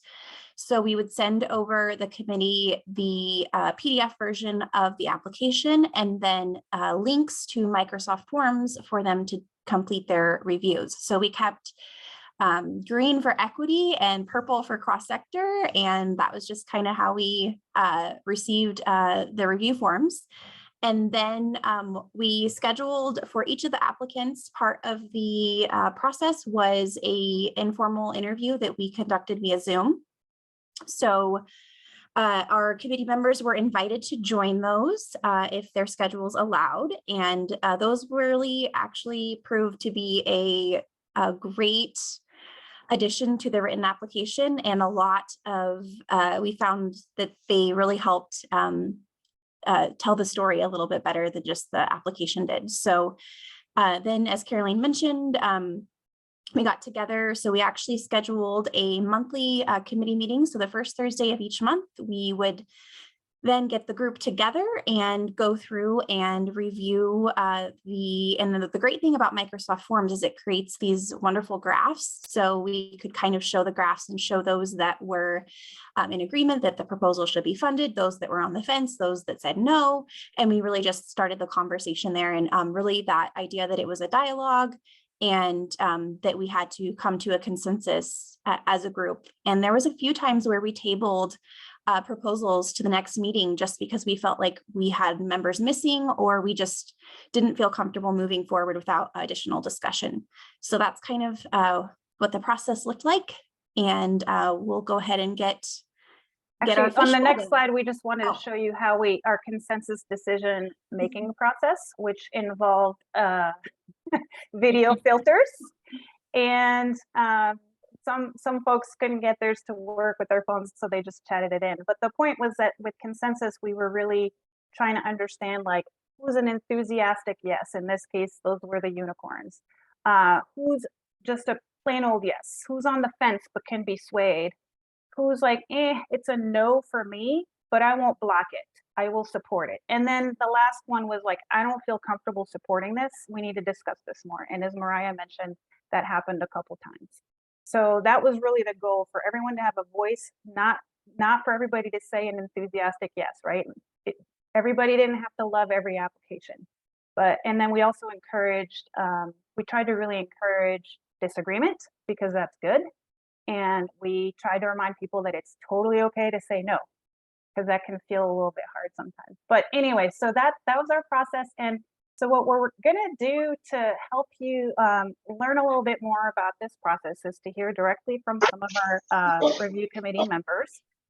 And what we're doing this via fishbowl. So you might be like, what the heck is a fishbowl? So any of you who have heard of liberating structures, fishbowl is a type of liberating structure. So the way this works is we're going to ask everyone except for Mariah, me, and the review committee members to go off camera. And typically, like, if you're in a room, there would be an inside circle, and then you'd be observing on the outside circle. So in Zoom, the way you are in the outside circle is you turn your cameras off. And the best way to kind of observe all of this will be to put it in gallery mode, and then also hide non-video participants. So in the end, once you do that, you'll just see Mariah, Jamie, Sweetie, and me. And we're going to run through, like, the point is to pretend like we're in a coffee shop having a great conversation, and you guys all get to kind of eavesdrop with active listening and just listen to what stands out for you. And also feel free to come up with questions, because at the end, we'll ask all of you to turn your cameras back on, and you'll have a chance to ask whatever questions came up. So that's how a fishbowl works. It's a great way to hear stories without it feeling like a presentation. And our learning goal for the board is just that you hear some examples of the way we're trying to promote these participatory processes, and the way, like, we may cede funding decisions to community members in the future, and this was one way to do it. So Sudid and Jamie, welcome. Thank you so much for joining us. Remember, we're just hanging out in a coffee shop. We're in a living room. Nobody else is there. And we're gonna kick it off, and maybe just so the board knows a little bit about you, it'd be great for you to start with your name, where you work, what you care about, what specifically about equity and behavioral health and so on, like you were excited about. So just at a really high level, we'll start with those intros, and then Mariah and I will just go back and forth with some questions. So Jamie, why don't you go first? Yeah, my name's Jamie Myers. I'm actually a certified peer counselor for the North Central Washington Peer Connection. I work a few other contracts, taking the testing side for certified peer counselors for Washington. I live in the Grant County area. The things I care about is usually actually a lot of in my field, being able to get other certified peer counselors into the school districts, into the communities around us, and then also being able to help the testing side and help that make that process easier. So when people come in, they don't feel nervous or scared. It's just being able to have a conversation similar to what we are doing now, and being able to open up a new world to people that they didn't know exist. Somebody opened that door for me, and I'm so grateful they did. Awesome, thanks, Jamie. Suyadid? Hello, my name is Suyadid Lozano. I work for Cafe Recovery Navigator Program of Chelan and Douglas County. I am a recovery coach, and some things that I care about, just family, people, and yeah, just making this world a better place a little bit at a time. Awesome. So for the two of you, were you ever involved in this side of grant making, right? Not applying for some funds, but actually looking at proposals and making funding decisions? No, I have never been a part of it. I was definitely nervous when we started. What about you, Suyadid? Had you ever been on this side of grant making? I have never been on, I don't think, either side of grant making other than just, working in the field. This was a completely new experience for me. So did you have any idea what you guys were getting yourselves into?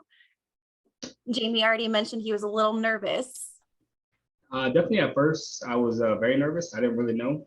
We had our one-on-one interview, and what you explained, I was like, okay, I have a better idea. But yeah, it was those first thoughts were like, oh man, I don't know how this is gonna go, until we got into that first meeting with the team. I was like, oh, we're all part of the community. We're on the same page. It's a nice safe space to just talk, have a conversation. So it got better. Yeah, I don't, so initially when somebody brought it up to me, I had absolutely zero idea of what I was getting myself into. It was actually, who had mentioned it first was Joey Hunter. And I just kind of took a leap of faith. I was like, hey, I trust Joey. I think this would be a great opportunity. And so when I got to meet with Mariah, she explained a little bit more to me, but initially I had really no idea. I just figured it'd be a good opportunity to learn more and be a part of something. So speaking of learning, what did you learn from this experience? Like, did you have any surprises when you think back on the last 6 or so months of this? I know for me, I didn't realize how much of a process, even like the part that we got to do was a small portion of the start to finish. When you write a grant, it's such a scary thing that you're like, I don't know if I have all the ducks in a row, do I have this, do I have that? And then getting to see the process that it goes through, and oh man, so getting to see kind of even just our small portion of just like what grant writers have to go through, or not grant writers, the reviewers have to go through, just to be like, oh, does this meet the requirements? Do they qualify? Is this actually going to help? What's the long term? You start thinking a lot more long term than just the short term or within the next year. Yeah, for me, I think the main thing, the whole thing as a whole was a completely new learning experience for me. From like learning what equity meant to learning the difference between equity and what was the other one? Was it Equality, equity, equality. well, equity, equality, but the two grants, it was Oh, the equi- cross-sector cross-sector? collaboration. yeah, Mhm. cross-sector collaboration. So learning what it was to see different agencies collaborate. And that was, it took me a while from like the very first application that we received to like, towards the end, I was really getting the hang of it. But at the very beginning, I was kind of just trying to listen, trying to absorb everything. And it was just a really good experience for me. I learned honestly a lot. I remember a lot of the conversations with the committee where people were like, well, this came in through the equity application, but it really feels like cross-sector collaboration, or like the opposite too. So I think you guys really realize that sometimes we create these like buckets of things, but it's way messier and connected than we anticipated, right? Yeah. So what was difficult about this experience? What was hard for you?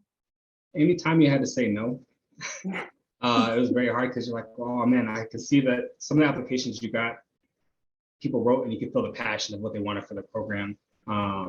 And sometimes it just felt like, well, you can see the passion, but the longevity of something they may not have thought that far ahead. And you're like, okay, do we just say yes? Do we see the passion and we think they got the right stuff? Or do we go, hey, let's step back, maybe we push to the next meeting and make sure that we can help them or give ideas for the next steps so that they can go farther than just 6 months, a year, or whatever the time frame is. And then some of those moments when you ask those questions, we still didn't get the answer you're looking for, you got to go, okay, no, this probably wasn't the right fit.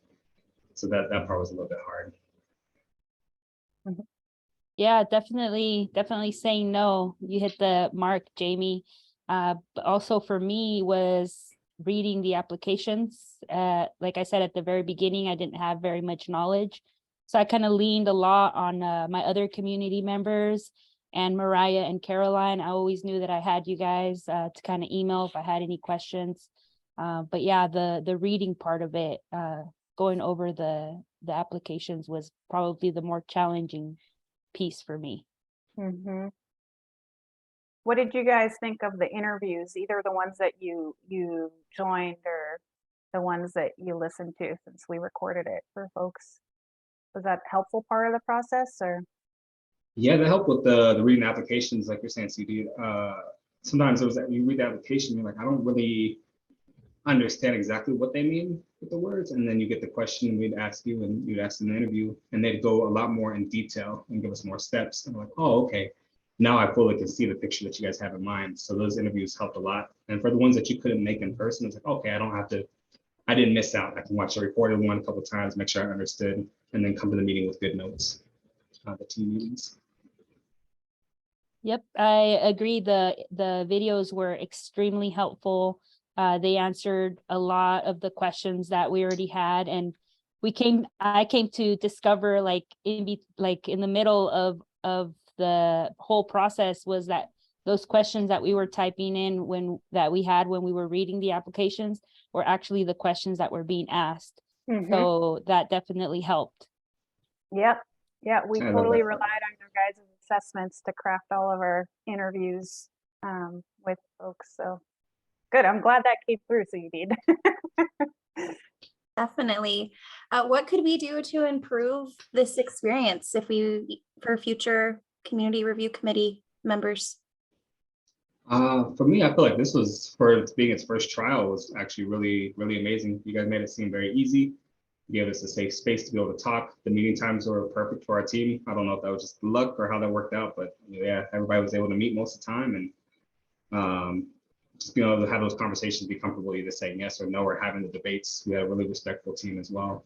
So if somebody disagreed with you, it's like they wait their turn, you finish talking, and then they'd have a conversation on their side, and you kind of go back and forth and go, oh, I see what you're talking about. So the whole experience was really pretty good. There was one thing I do remember, I actually wrote it down. I was like, oh yeah, when we would, sometimes if we, in the beginning of the month, we get a application, and then we would submit the questions and we go answer them. And then the next meeting would come up, or whatever time frame there, 2 or 3 weeks later. And we go, what did we answer? Because I watched the interview, and now from the interview, I changed my mind. And so like, oh, well, what did you think after this? You're like, oh, I don't know. After the interview, I can answer it. But I forgot what I said originally. Yeah. I think that was my only thing. Honestly, I don't know if I can think of anything that we would improve. I am an in-person type, I love meeting in person. However, I know that with Zoom, we were better able to kind of get people from different areas rather than just one city or one town. But yeah, I mean, everything other than maybe my desire to want to do it in person, everything was fantastic. But we do want to have a celebration in person with everyone. So yes, we are we going to can finally get in person then. Well, at this point, maybe we'll invite folks from the board, from the outside of the fishbowl, to turn cameras back on, and we welcome questions about the process, the experience, anything you've heard, or just reflections of what stood out for you. Again, it was something we experimented with, and I know Mariah and I loved working with the review committee. Like, I think, we had meetings in the evening, and I was always so energized after the meetings. And I think after our last meetings, I told all of them I loved them. And I'm like, how often do you have work group meetings where you tell your participants you love them? But it was just I got a lot out of it. So Jamie and Sudie, I really appreciate you guys and the rest of the crew. Board members, anything that you want to ask or that you heard, or this is your chance to engage? Well, I have a question. Go for it, Ramona. It was to Ms. Vargas. When you said that it was difficult to read the actual applications, was it because of the content, or was it because of the format? Thank you, Ramona, for your question. For me, it was more of the content. Like I had mentioned, everything about this whole grant writing and making process was completely new to me. So a lot of the things were just kind of difficult to understand. So I listened a lot. I leaned a lot on my other community members, and yeah, and like I said, towards the middle, it just something clicked where I started to understand what was being written. And in the assessment process, Ramona, we also specifically had a section that asked people to, like, what do you wish you understood better, or what what was confusing about this application? So we would flag that and try to clarify it in the interview. Okay, thank you. I just thank everybody that participated in this. It really seems like it was a very valuable time spent for you. And reading grant applications is very hard. I can attest. Writing them is really hard.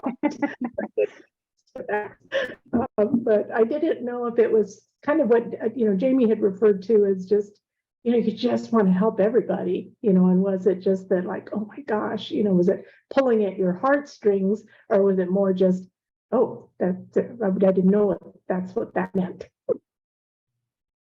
Yeah, definitely a little bit of both. Yeah, there was some that you're like, oh man, I really just want to help. Can you like fund it for like 10 years? Like, no. But yeah, there's definitely a little both on each. That's a valuable quality to have, to care about. I want to say thank you for your guys's presentation today. I think as a board member, we build a lot of things in theory, and you guys brought it down to the practice level where you're out there actually implementing it and doing it. And it means a lot. It really does, because, we're not in there doing that work directly. You guys are, and just thank you so much. Thank you. Mariah and Caroline did an amazing job. They made it super easy for us to understand. They took their time when we had questions. If we needed to email them or go over anything, they were always available. It was a very great support system there. Thanks, Jamie. I just wanted to comment. Yeah, this is.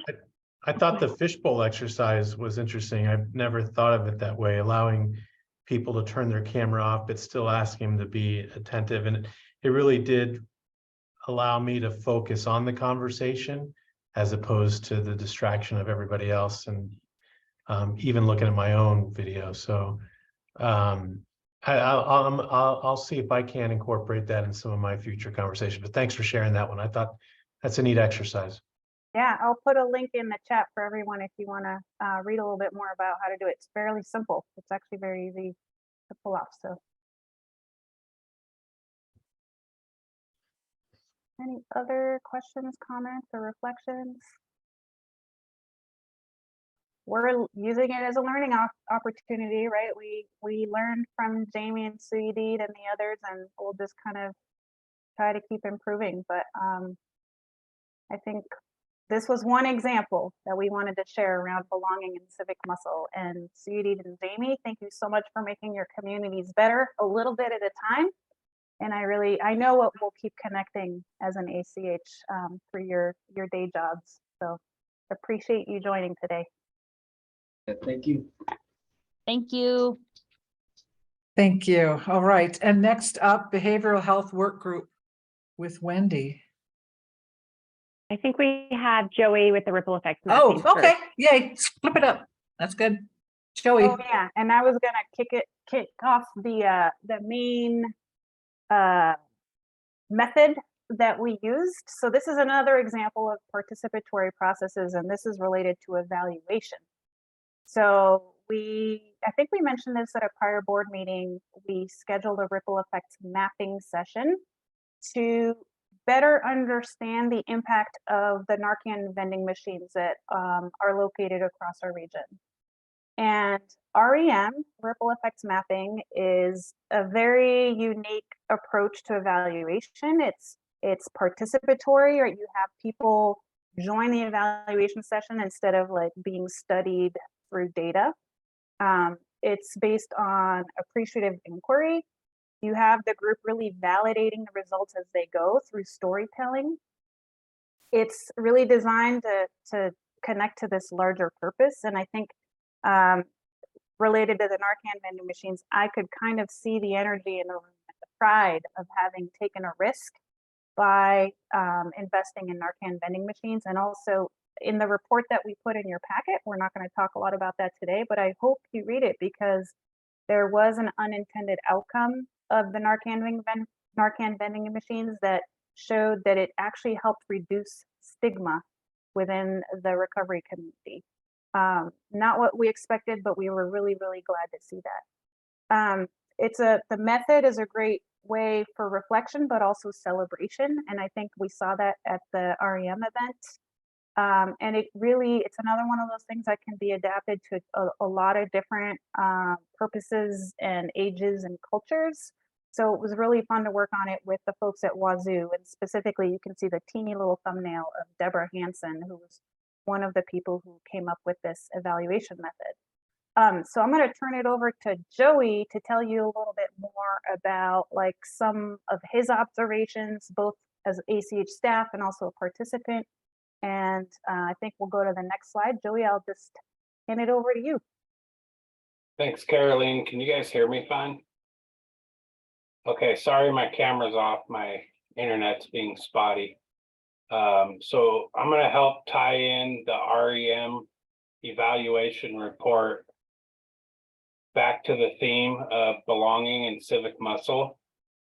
The REM process really gave us the ability to share power between the funders, the evaluators, and the community residents by allowing funders to really hear the vulnerability that the semicircle participants were able to share some of their real life testimonies about the benefits of the Narcan vending machines across our region.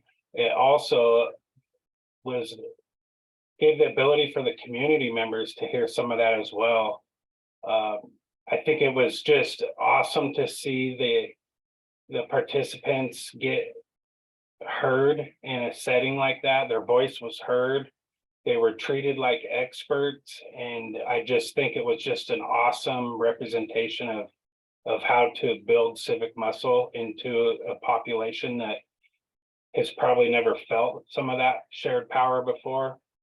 I think that the REM session really promoted meaningful participation for the evaluators, and also for the audience, because the way that Deborah Hanson, she was our facilitator, the way she just led the conversation and really kind of kept digging with the why and the why and the why of the need of this project. It allowed everybody to be able to participate. Towards at the end, everybody got to mingle a little bit and ask questions.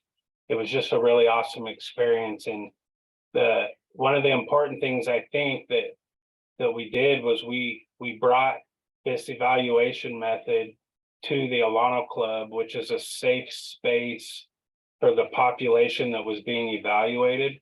And it really allowed them to be comfortable and let some of that transparency come out.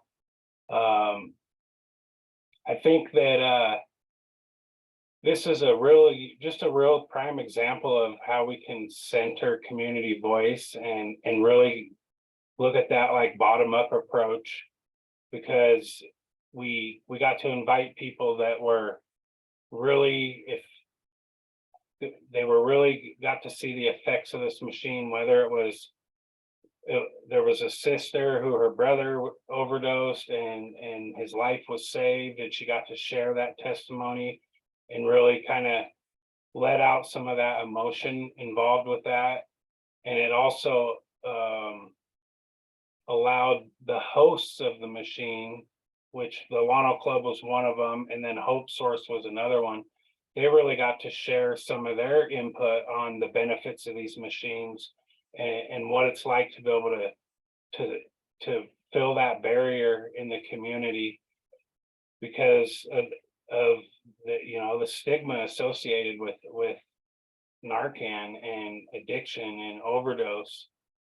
Caroline mentioned that we got to see some of that stigma reduced, and every time somebody comes in and shares their testimony of their experience with the machine or the recovery coaches behind the front desk, every little bit counts at reducing some of that stigma. And I just, being a participant, man, there was a lot of emotion involved.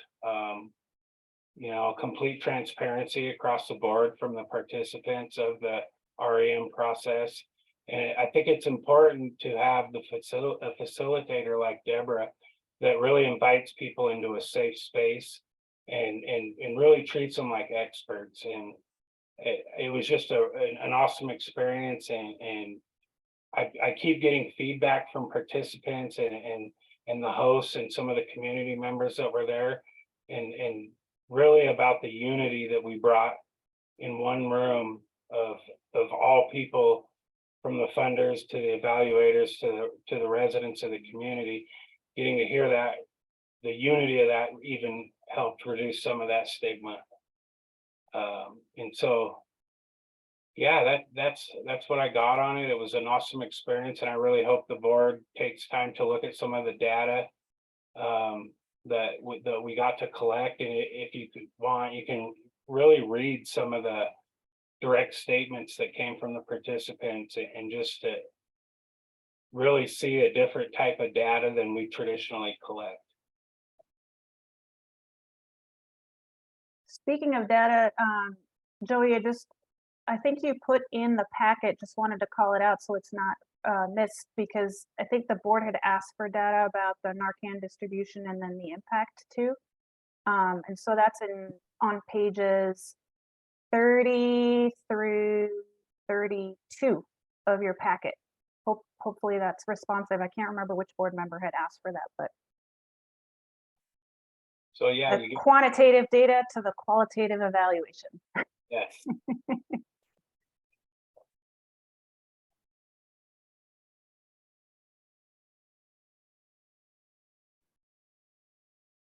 Joey, Yes.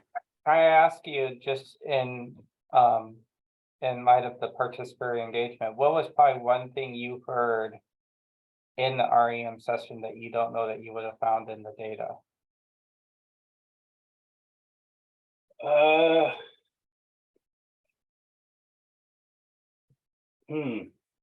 One thing I heard that I wouldn't have found in the data. And sorry if I'm putting you on the spot. Well, I just think that the ability to hear it directly from the people who were affected by the machine in a positive way, it really helped me understand how important this is. And we can look at the data and see that we had 69 overdose reversals, but it really was real personal to hear it directly from a loved one that my brother's still alive today because of this machine. And hear the empathy in the room and the emotion. It was just, yeah, you couldn't get that out of any sort of qualitative data or quantitative. And Teresa, you have your hand up. Yeah, thank you. Yeah, I got to be one of the participants that sat in the back and got to observe it. And it was very humbling to get an invitation to something like that, because they really did kind of wear their hearts on their sleeves and talk about some of the stigma in the community. So it did feel weird to be behind them, like I was spying on them, but I was trusting the process we were going through, because they seemed quite comfortable having us there. To John's question to Joey, and I'm sure Joey would probably agree with me, one of my aha moments was hearing them talk about the number of doses of Narcan sometimes they have to give each other. So sometimes it could take 4 or 5 to get somebody stable. And you think about how we count Narcan as individual saves. And so it does make me reflect on the data we have for our syringe services program as how do we count those saves. And I heard it directly from them. I'm sure others smarter than me already knew that, but just to hear it from them makes me reflect on our own data collection. Yeah, I couldn't agree with you more, Teresa.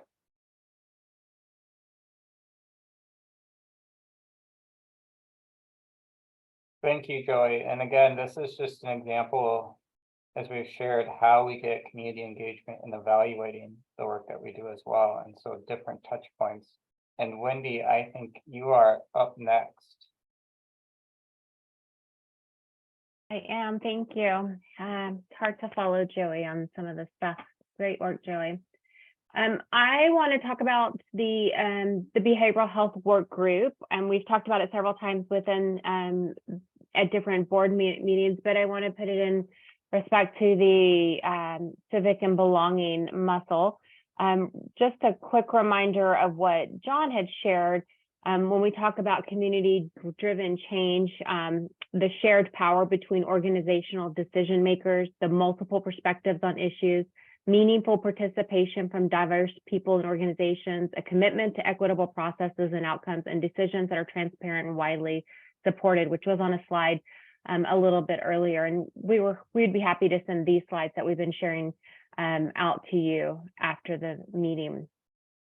But if you recall, we started meeting in February 2022. We did hire a consultant to help guide this meeting. At the beginning, we created a why statement so that everyone knew why we were meeting. And you can read that there. We originally scheduled 10 meetings with this consultant. 4 of them would be in person and 6 would be of them virtual. And when I first was meeting with the consultant, it was really about the vision I had, but it ended up being really about relationship and trust building as we pulled back the layers of the behavioral health system. It's incredibly complex. A plus B does not equal C. It probably equals some unknown letter that's not even in the alphabet. It's so complex. So to try to even pull the layer back and get to the center in just 10 meetings is quite the feat. But what we were able to do is really start talking about the initial issues or the things that people feel like are bleeding and that we were really hurting.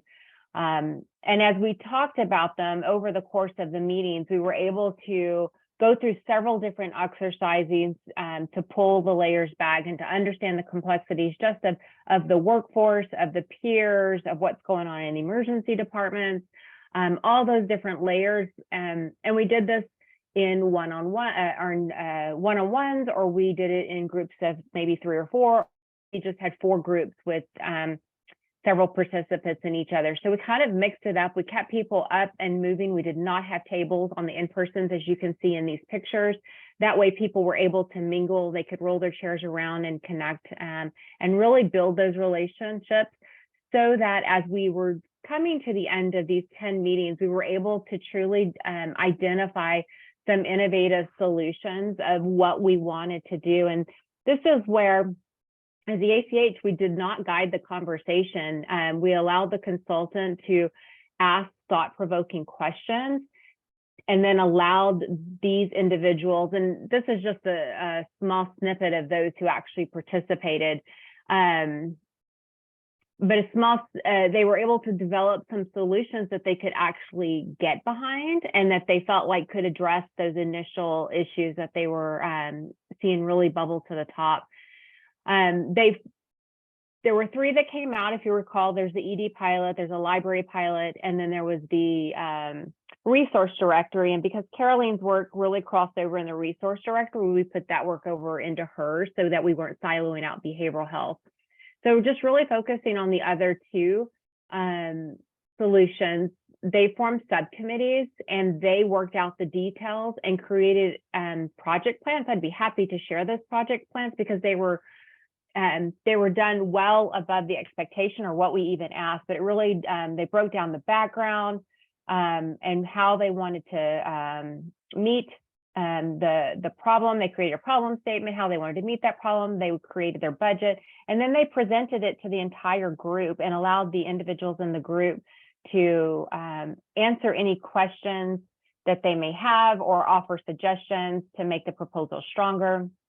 They brought it back again, presented again to the group, and then we did send it out via email as well. So if the individuals weren't able to come to the meeting, they had the opportunity to read the proposals on their own time and offer feedback. And I received probably a half a dozen to a dozen emails of individuals asking questions. So people were engaging and asking questions and wanting clarifications. And then they were given a voting link for the 2 projects, and their choices were to approve the project, approve with reservations, or do not approve. And so surprisingly, I'll mix it up now that because I didn't write it down. One of them was 100% approve, and there were about 27 individuals who voted on it. The other one had 27 individuals who voted, and of that one, they were all approved except for one. One said approve with reservations. So it was an overwhelming, I think, because they had this shared vision together, they created these solutions together, and then they put the faith in those subcommittees to work out those details and then come and bring it back. And they were able to get their questions answered by the time they got to the process of actually approving the funding. They were all on board and felt comfortable behind it. So I did get questions behind the scenes. Some even reached out to individuals of the subcommittee. But it was a very much a sharing of power, a shared decision making, and it came from the work group itself. And just as a reminder, when we talk about how many individuals were on the work group, we had about 100 different individuals who attended at least one meeting. 50 of them attended more than 50% of the meetings. And it was a variety of different sectors from CBOs, education, elected officials, healthcare, judicial, public health, public health was inundated with COVID at the time, so they weren't able to make it to the table. We were really surging during these meetings here. Law enforcement, lived experience, both individuals with lived experience and parents, payers and social service agencies, as well as the NCACH. So we really had a diverse group of individuals at the table, from leaders of the organizations to delegated individuals that the leaders delegated, or people who just work in the system. So we had, so for instance, the library, we had a librarian, but we also had someone from the admin office of the library, from NCW Library. So I'll stop right there, just a little bit of sharing on how we went about it. It's a little bit different than the review committee that Caroline and Mariah spoke about, but it was a way of bringing partners together to look at the problem together and try to design solutions and how to fund those solutions. So I'll stop right there and see if anyone has any questions.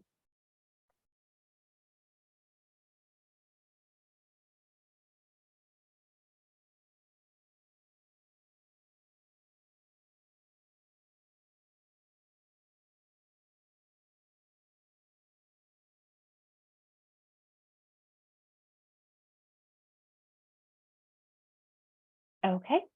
Well, if there's, I'm sorry, go ahead. Let me ask a similar question. I'll try to ask a similar question to what I asked Joey. What do you think going about this process surprised you, or you thought you wouldn't have found if you would have gone more of a traditional route to identifying projects? I think it would have been, it would not have been as robust as theirs were, what they came up with. I think also the partnerships that were formed there, I think even Caroline stated it earlier, we're hearing individuals talking about people are partnering more than they ever have before. We had a behavioral health system that was under fire when this started that didn't even want to come to the table because there was concern that they would get thrown under the bus. And I was very adamant that we were not going to blame or point at fingers, but we are going to talk about systems and we're going to do systems change. It's not an individual problem, it's a system problem. And we need to get to those root causes. And I think those have been our biggest fans by the end. They showed up and sent 2 or 3 people, just reminding people that these are deep issues and that people are doing the best that they can with what they have. And sometimes it's not good enough for others, but it's good enough at the time. And we need to figure out what those systems are and how we can change them so that we can get the outcomes that we need.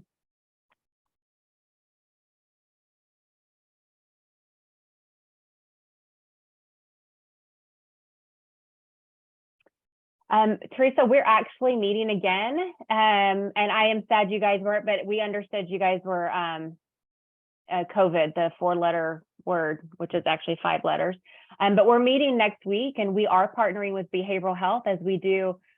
We call it a mental health deep dive. We're changing our language to behavioral health deep dive. So we're actually taking a step back and doing a little bit more of an assessment and looking at what are the services available out there and doing some heat mapping. And we're doing this in conjunction with public health as we meet next week. And so we have an in-person meeting next week. We had those 10 meetings that were led by the consultant. We continued to meet in the fall of last year. And I facilitated those meetings and will continue to facilitate moving forward because there's a lot of work that needs to be done. For example, workforce was a huge issue that came up. It wasn't actually one of the projects chosen. And if you ask John what would have come up, that would have been because when we were choosing projects, those who were directly in that workforce discussion, several of them were not there because they were dealing with the emergencies. And so it wasn't a priority necessarily for the others within the group. That doesn't mean we didn't continue on our journey to look at workforce, as we have been working with the local community colleges and educational service district about creating pipelines from high school through college and what does that look like. The behavioral health internship dollars that we've gotten from Healthcare Authority, and then looking at training opportunities for our workforce. One thing that we heard is it's not about individuals paying for their behavioral health continuing education. It's about getting those trainings locally because they have to drive to Spokane or Seattle. And how can we do that? How can we bring those trainings locally? And when you can do that, then you can start to have other individuals and meet your colleagues around town. So so we're still working on workforce. It just wasn't under this umbrella at the time, but we hope to bring it back under this umbrella. The idea did come from them, so within those discussions. I would also just say, being somebody who participated in this event, there were some really great partnerships that I got out of it. I ended up talking with Catholic Charities, and they got to learn about some of the peer work that was going on through this meeting. And since then, they've hired, I think, 6 recovery coaches.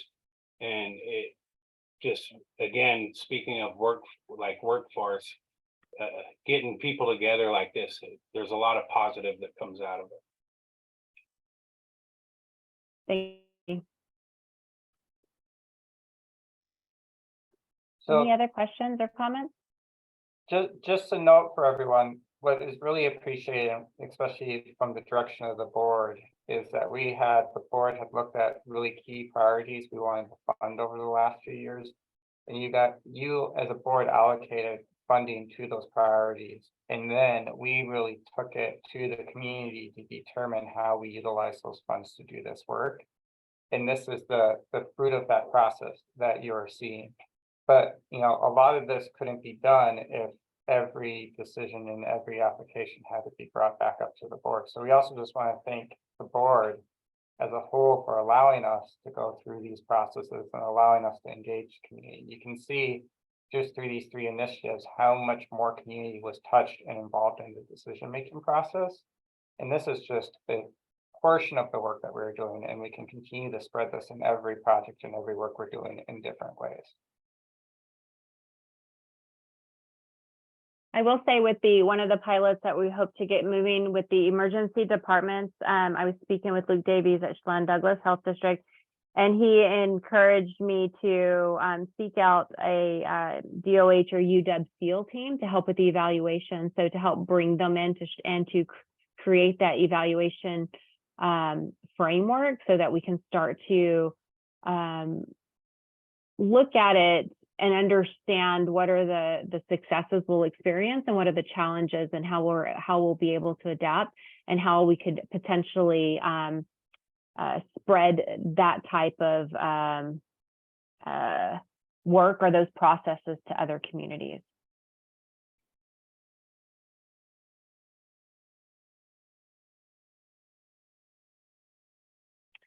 All right, I will turn it back over to you, Molly. Thank you so much. All right, and now I will zoom back up to the beginning of the agenda with the executive director update, John. So I did a little switch. So I'm going to share screen, and I will try to be very quick on this. With all the information that has come at you all, the last thing you need is to hear me chatting for a long period of time. And I apologize for the sake of efficiency. Is this big enough for you guys to see my slides if I just click through this way? Yes. Okay, I'm gonna mess it up if I try to do anything else. So just statewide updates. You heard about the waiver renewal today, and more information to come. I wanted to let you know the coalition of ACHs has incorporated, and so that is the 9 accountable communities of health, and we incorporated as in a nonprofit association. So I know Teresa had to step out, but similar to a lot of associations like WSOFL and others is how we're doing this work. And we're really looking at it, how we advocate up to state partners and how we advocate up to the state legislature. So an easy and quick example of that really is I just got an email while we were in the meeting, and the Senate Ways and Means Committee actually passed. We have a House bill, I want to say it's 1812, which is supporting a B&O tax exemption for the waiver renewal funds to ACHs. That went through the House and passed through the House, is gone through the Senate Ways and Means, and it has passed through Senate Ways and means it's going to continue to press forward with a lot of support. And that was really a bill put into place in conjunction with the coalition of ACHs and the 9 ACHs to support.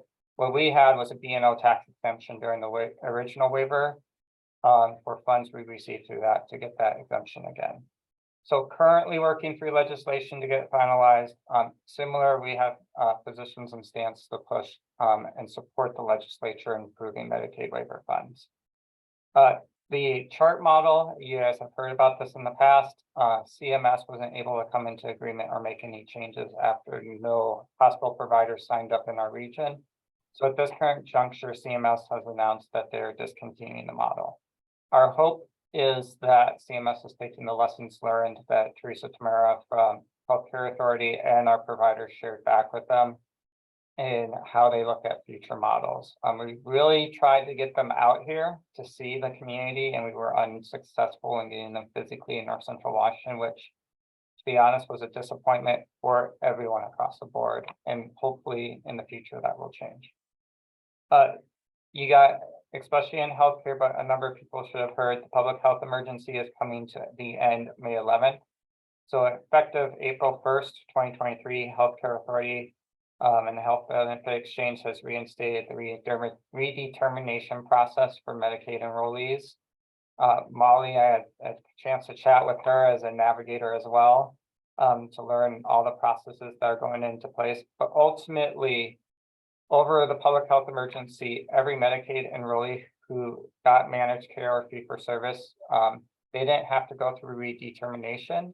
And so they were never removed from Medicaid over the public health emergency. Now that the emergency is coming to the end, basically every Medicaid enrollee in the state of Washington, or close to every Medicaid enrollee, which is about 2.4 million individuals, are going to have to go through redetermination. They anticipate about 300,000 to 400,000 across the state of Washington will end up losing their Medicaid coverage. This could be for a variety of reasons. So some may have already gotten a position and gotten insurance someplace else, but they've always stayed on Medicaid. Some may have had a change in their income status. The hope is to catch those individuals who just don't have updated information, but still qualify for Medicaid. Make sure that we're getting in contact with them so that they realize they need to go through redetermination and they don't lose coverage because of miscommunication. So the Healthcare Authority, the Health Benefit Exchange, I know the Confluence Navigator program, navigators like Molly are really busy reaching out. We have gotten in contact with the Healthcare Authority and Health Benefit Exchange to figure out how we can support getting the message out as well. I just want to give props to both the Finance Committee and Governance Committee for those who are still on. The Finance Committee has had a busy first quarter. You know, as you saw, we are moving through the investment firm work. We have an RFP out for an audit firm. We're reviewing a capitalization and a prepaid policy. And you also saw our accrual financial statements in the board packet. So thank you all for all that work, and more of the work to continue. I am just excited to see what's going on with our finance work. Governance Committee met March 24th to start talking about board composition. We spent a lot of time talking about what we feel is going well with the board, where there are gaps in the board in regards to composition, areas we still need to broaden recruitment, such as youth, healthcare, and consumers. And then even areas where we better need to understand how we connect the board back to the community. Sorry, everyone, I'm going to make this brief. Thank you, Manuel, Linda McKay, Deb Murphy wasn't able to attend, but we'll get you up to speed. Deb and Carlene, who had to hop off to be part of that committee. We're hoping to schedule one prior to the next board retreat. Few operational updates. One Digital is going to be reviewing all of our internal HR policies and then sharing them with the executive committee to be able to review and provide any thoughts on it. We have been having some great workforce discussions, and Nancy has put in a number of things in the chat about connecting AHAC more to our different scopes of work. So we're going to keep Nancy very, very busy over the next month for all the work that she has just raised her hand on. Specifically, I wanted to update for the Chelan Douglas Coalition for Health Improvement. We actually signed into an agreement with the CHI, OVOF, and CAFE. Continue this work moving forward. It's just a great example of how we've been looking at CHIs and what fits in the regional structures and building out with different partners. And then just as a heads up, you guys saw via email, we are now hiring a director of network development. The posting is in Indeed. If you want to share it with any qualified applicants, feel free to share it out. This is the individual that's going to be supporting building out our network as a whole and supporting developing the strategy around that network. If people have questions, you can connect them with us or connect them to our HR consultants. We are going through this where we've worked with HR about strengthening equitable hiring practices. So I emphasize everyone I talk to, you may be a great candidate, but we're going to have an equitable process. So I encourage you to apply, but one of the candidates. Shout out to Wendy, the NCW Tech Help launched and had a kickoff last Thursday, March 30th in Wenatchee. April 26th, they're going to have a kickoff in Moses Lake. You can see some of the pictures from the Wenatchee event. And this is really a partnership with Community Health Network of Washington, North Central Washington Tech Alliance, ourselves, and the Confederated Tribes of Colville Reservation and Bigfoot Communications, really to expand and work on that digital divide and digital equity for individuals trying to access care and other needs in a rural community.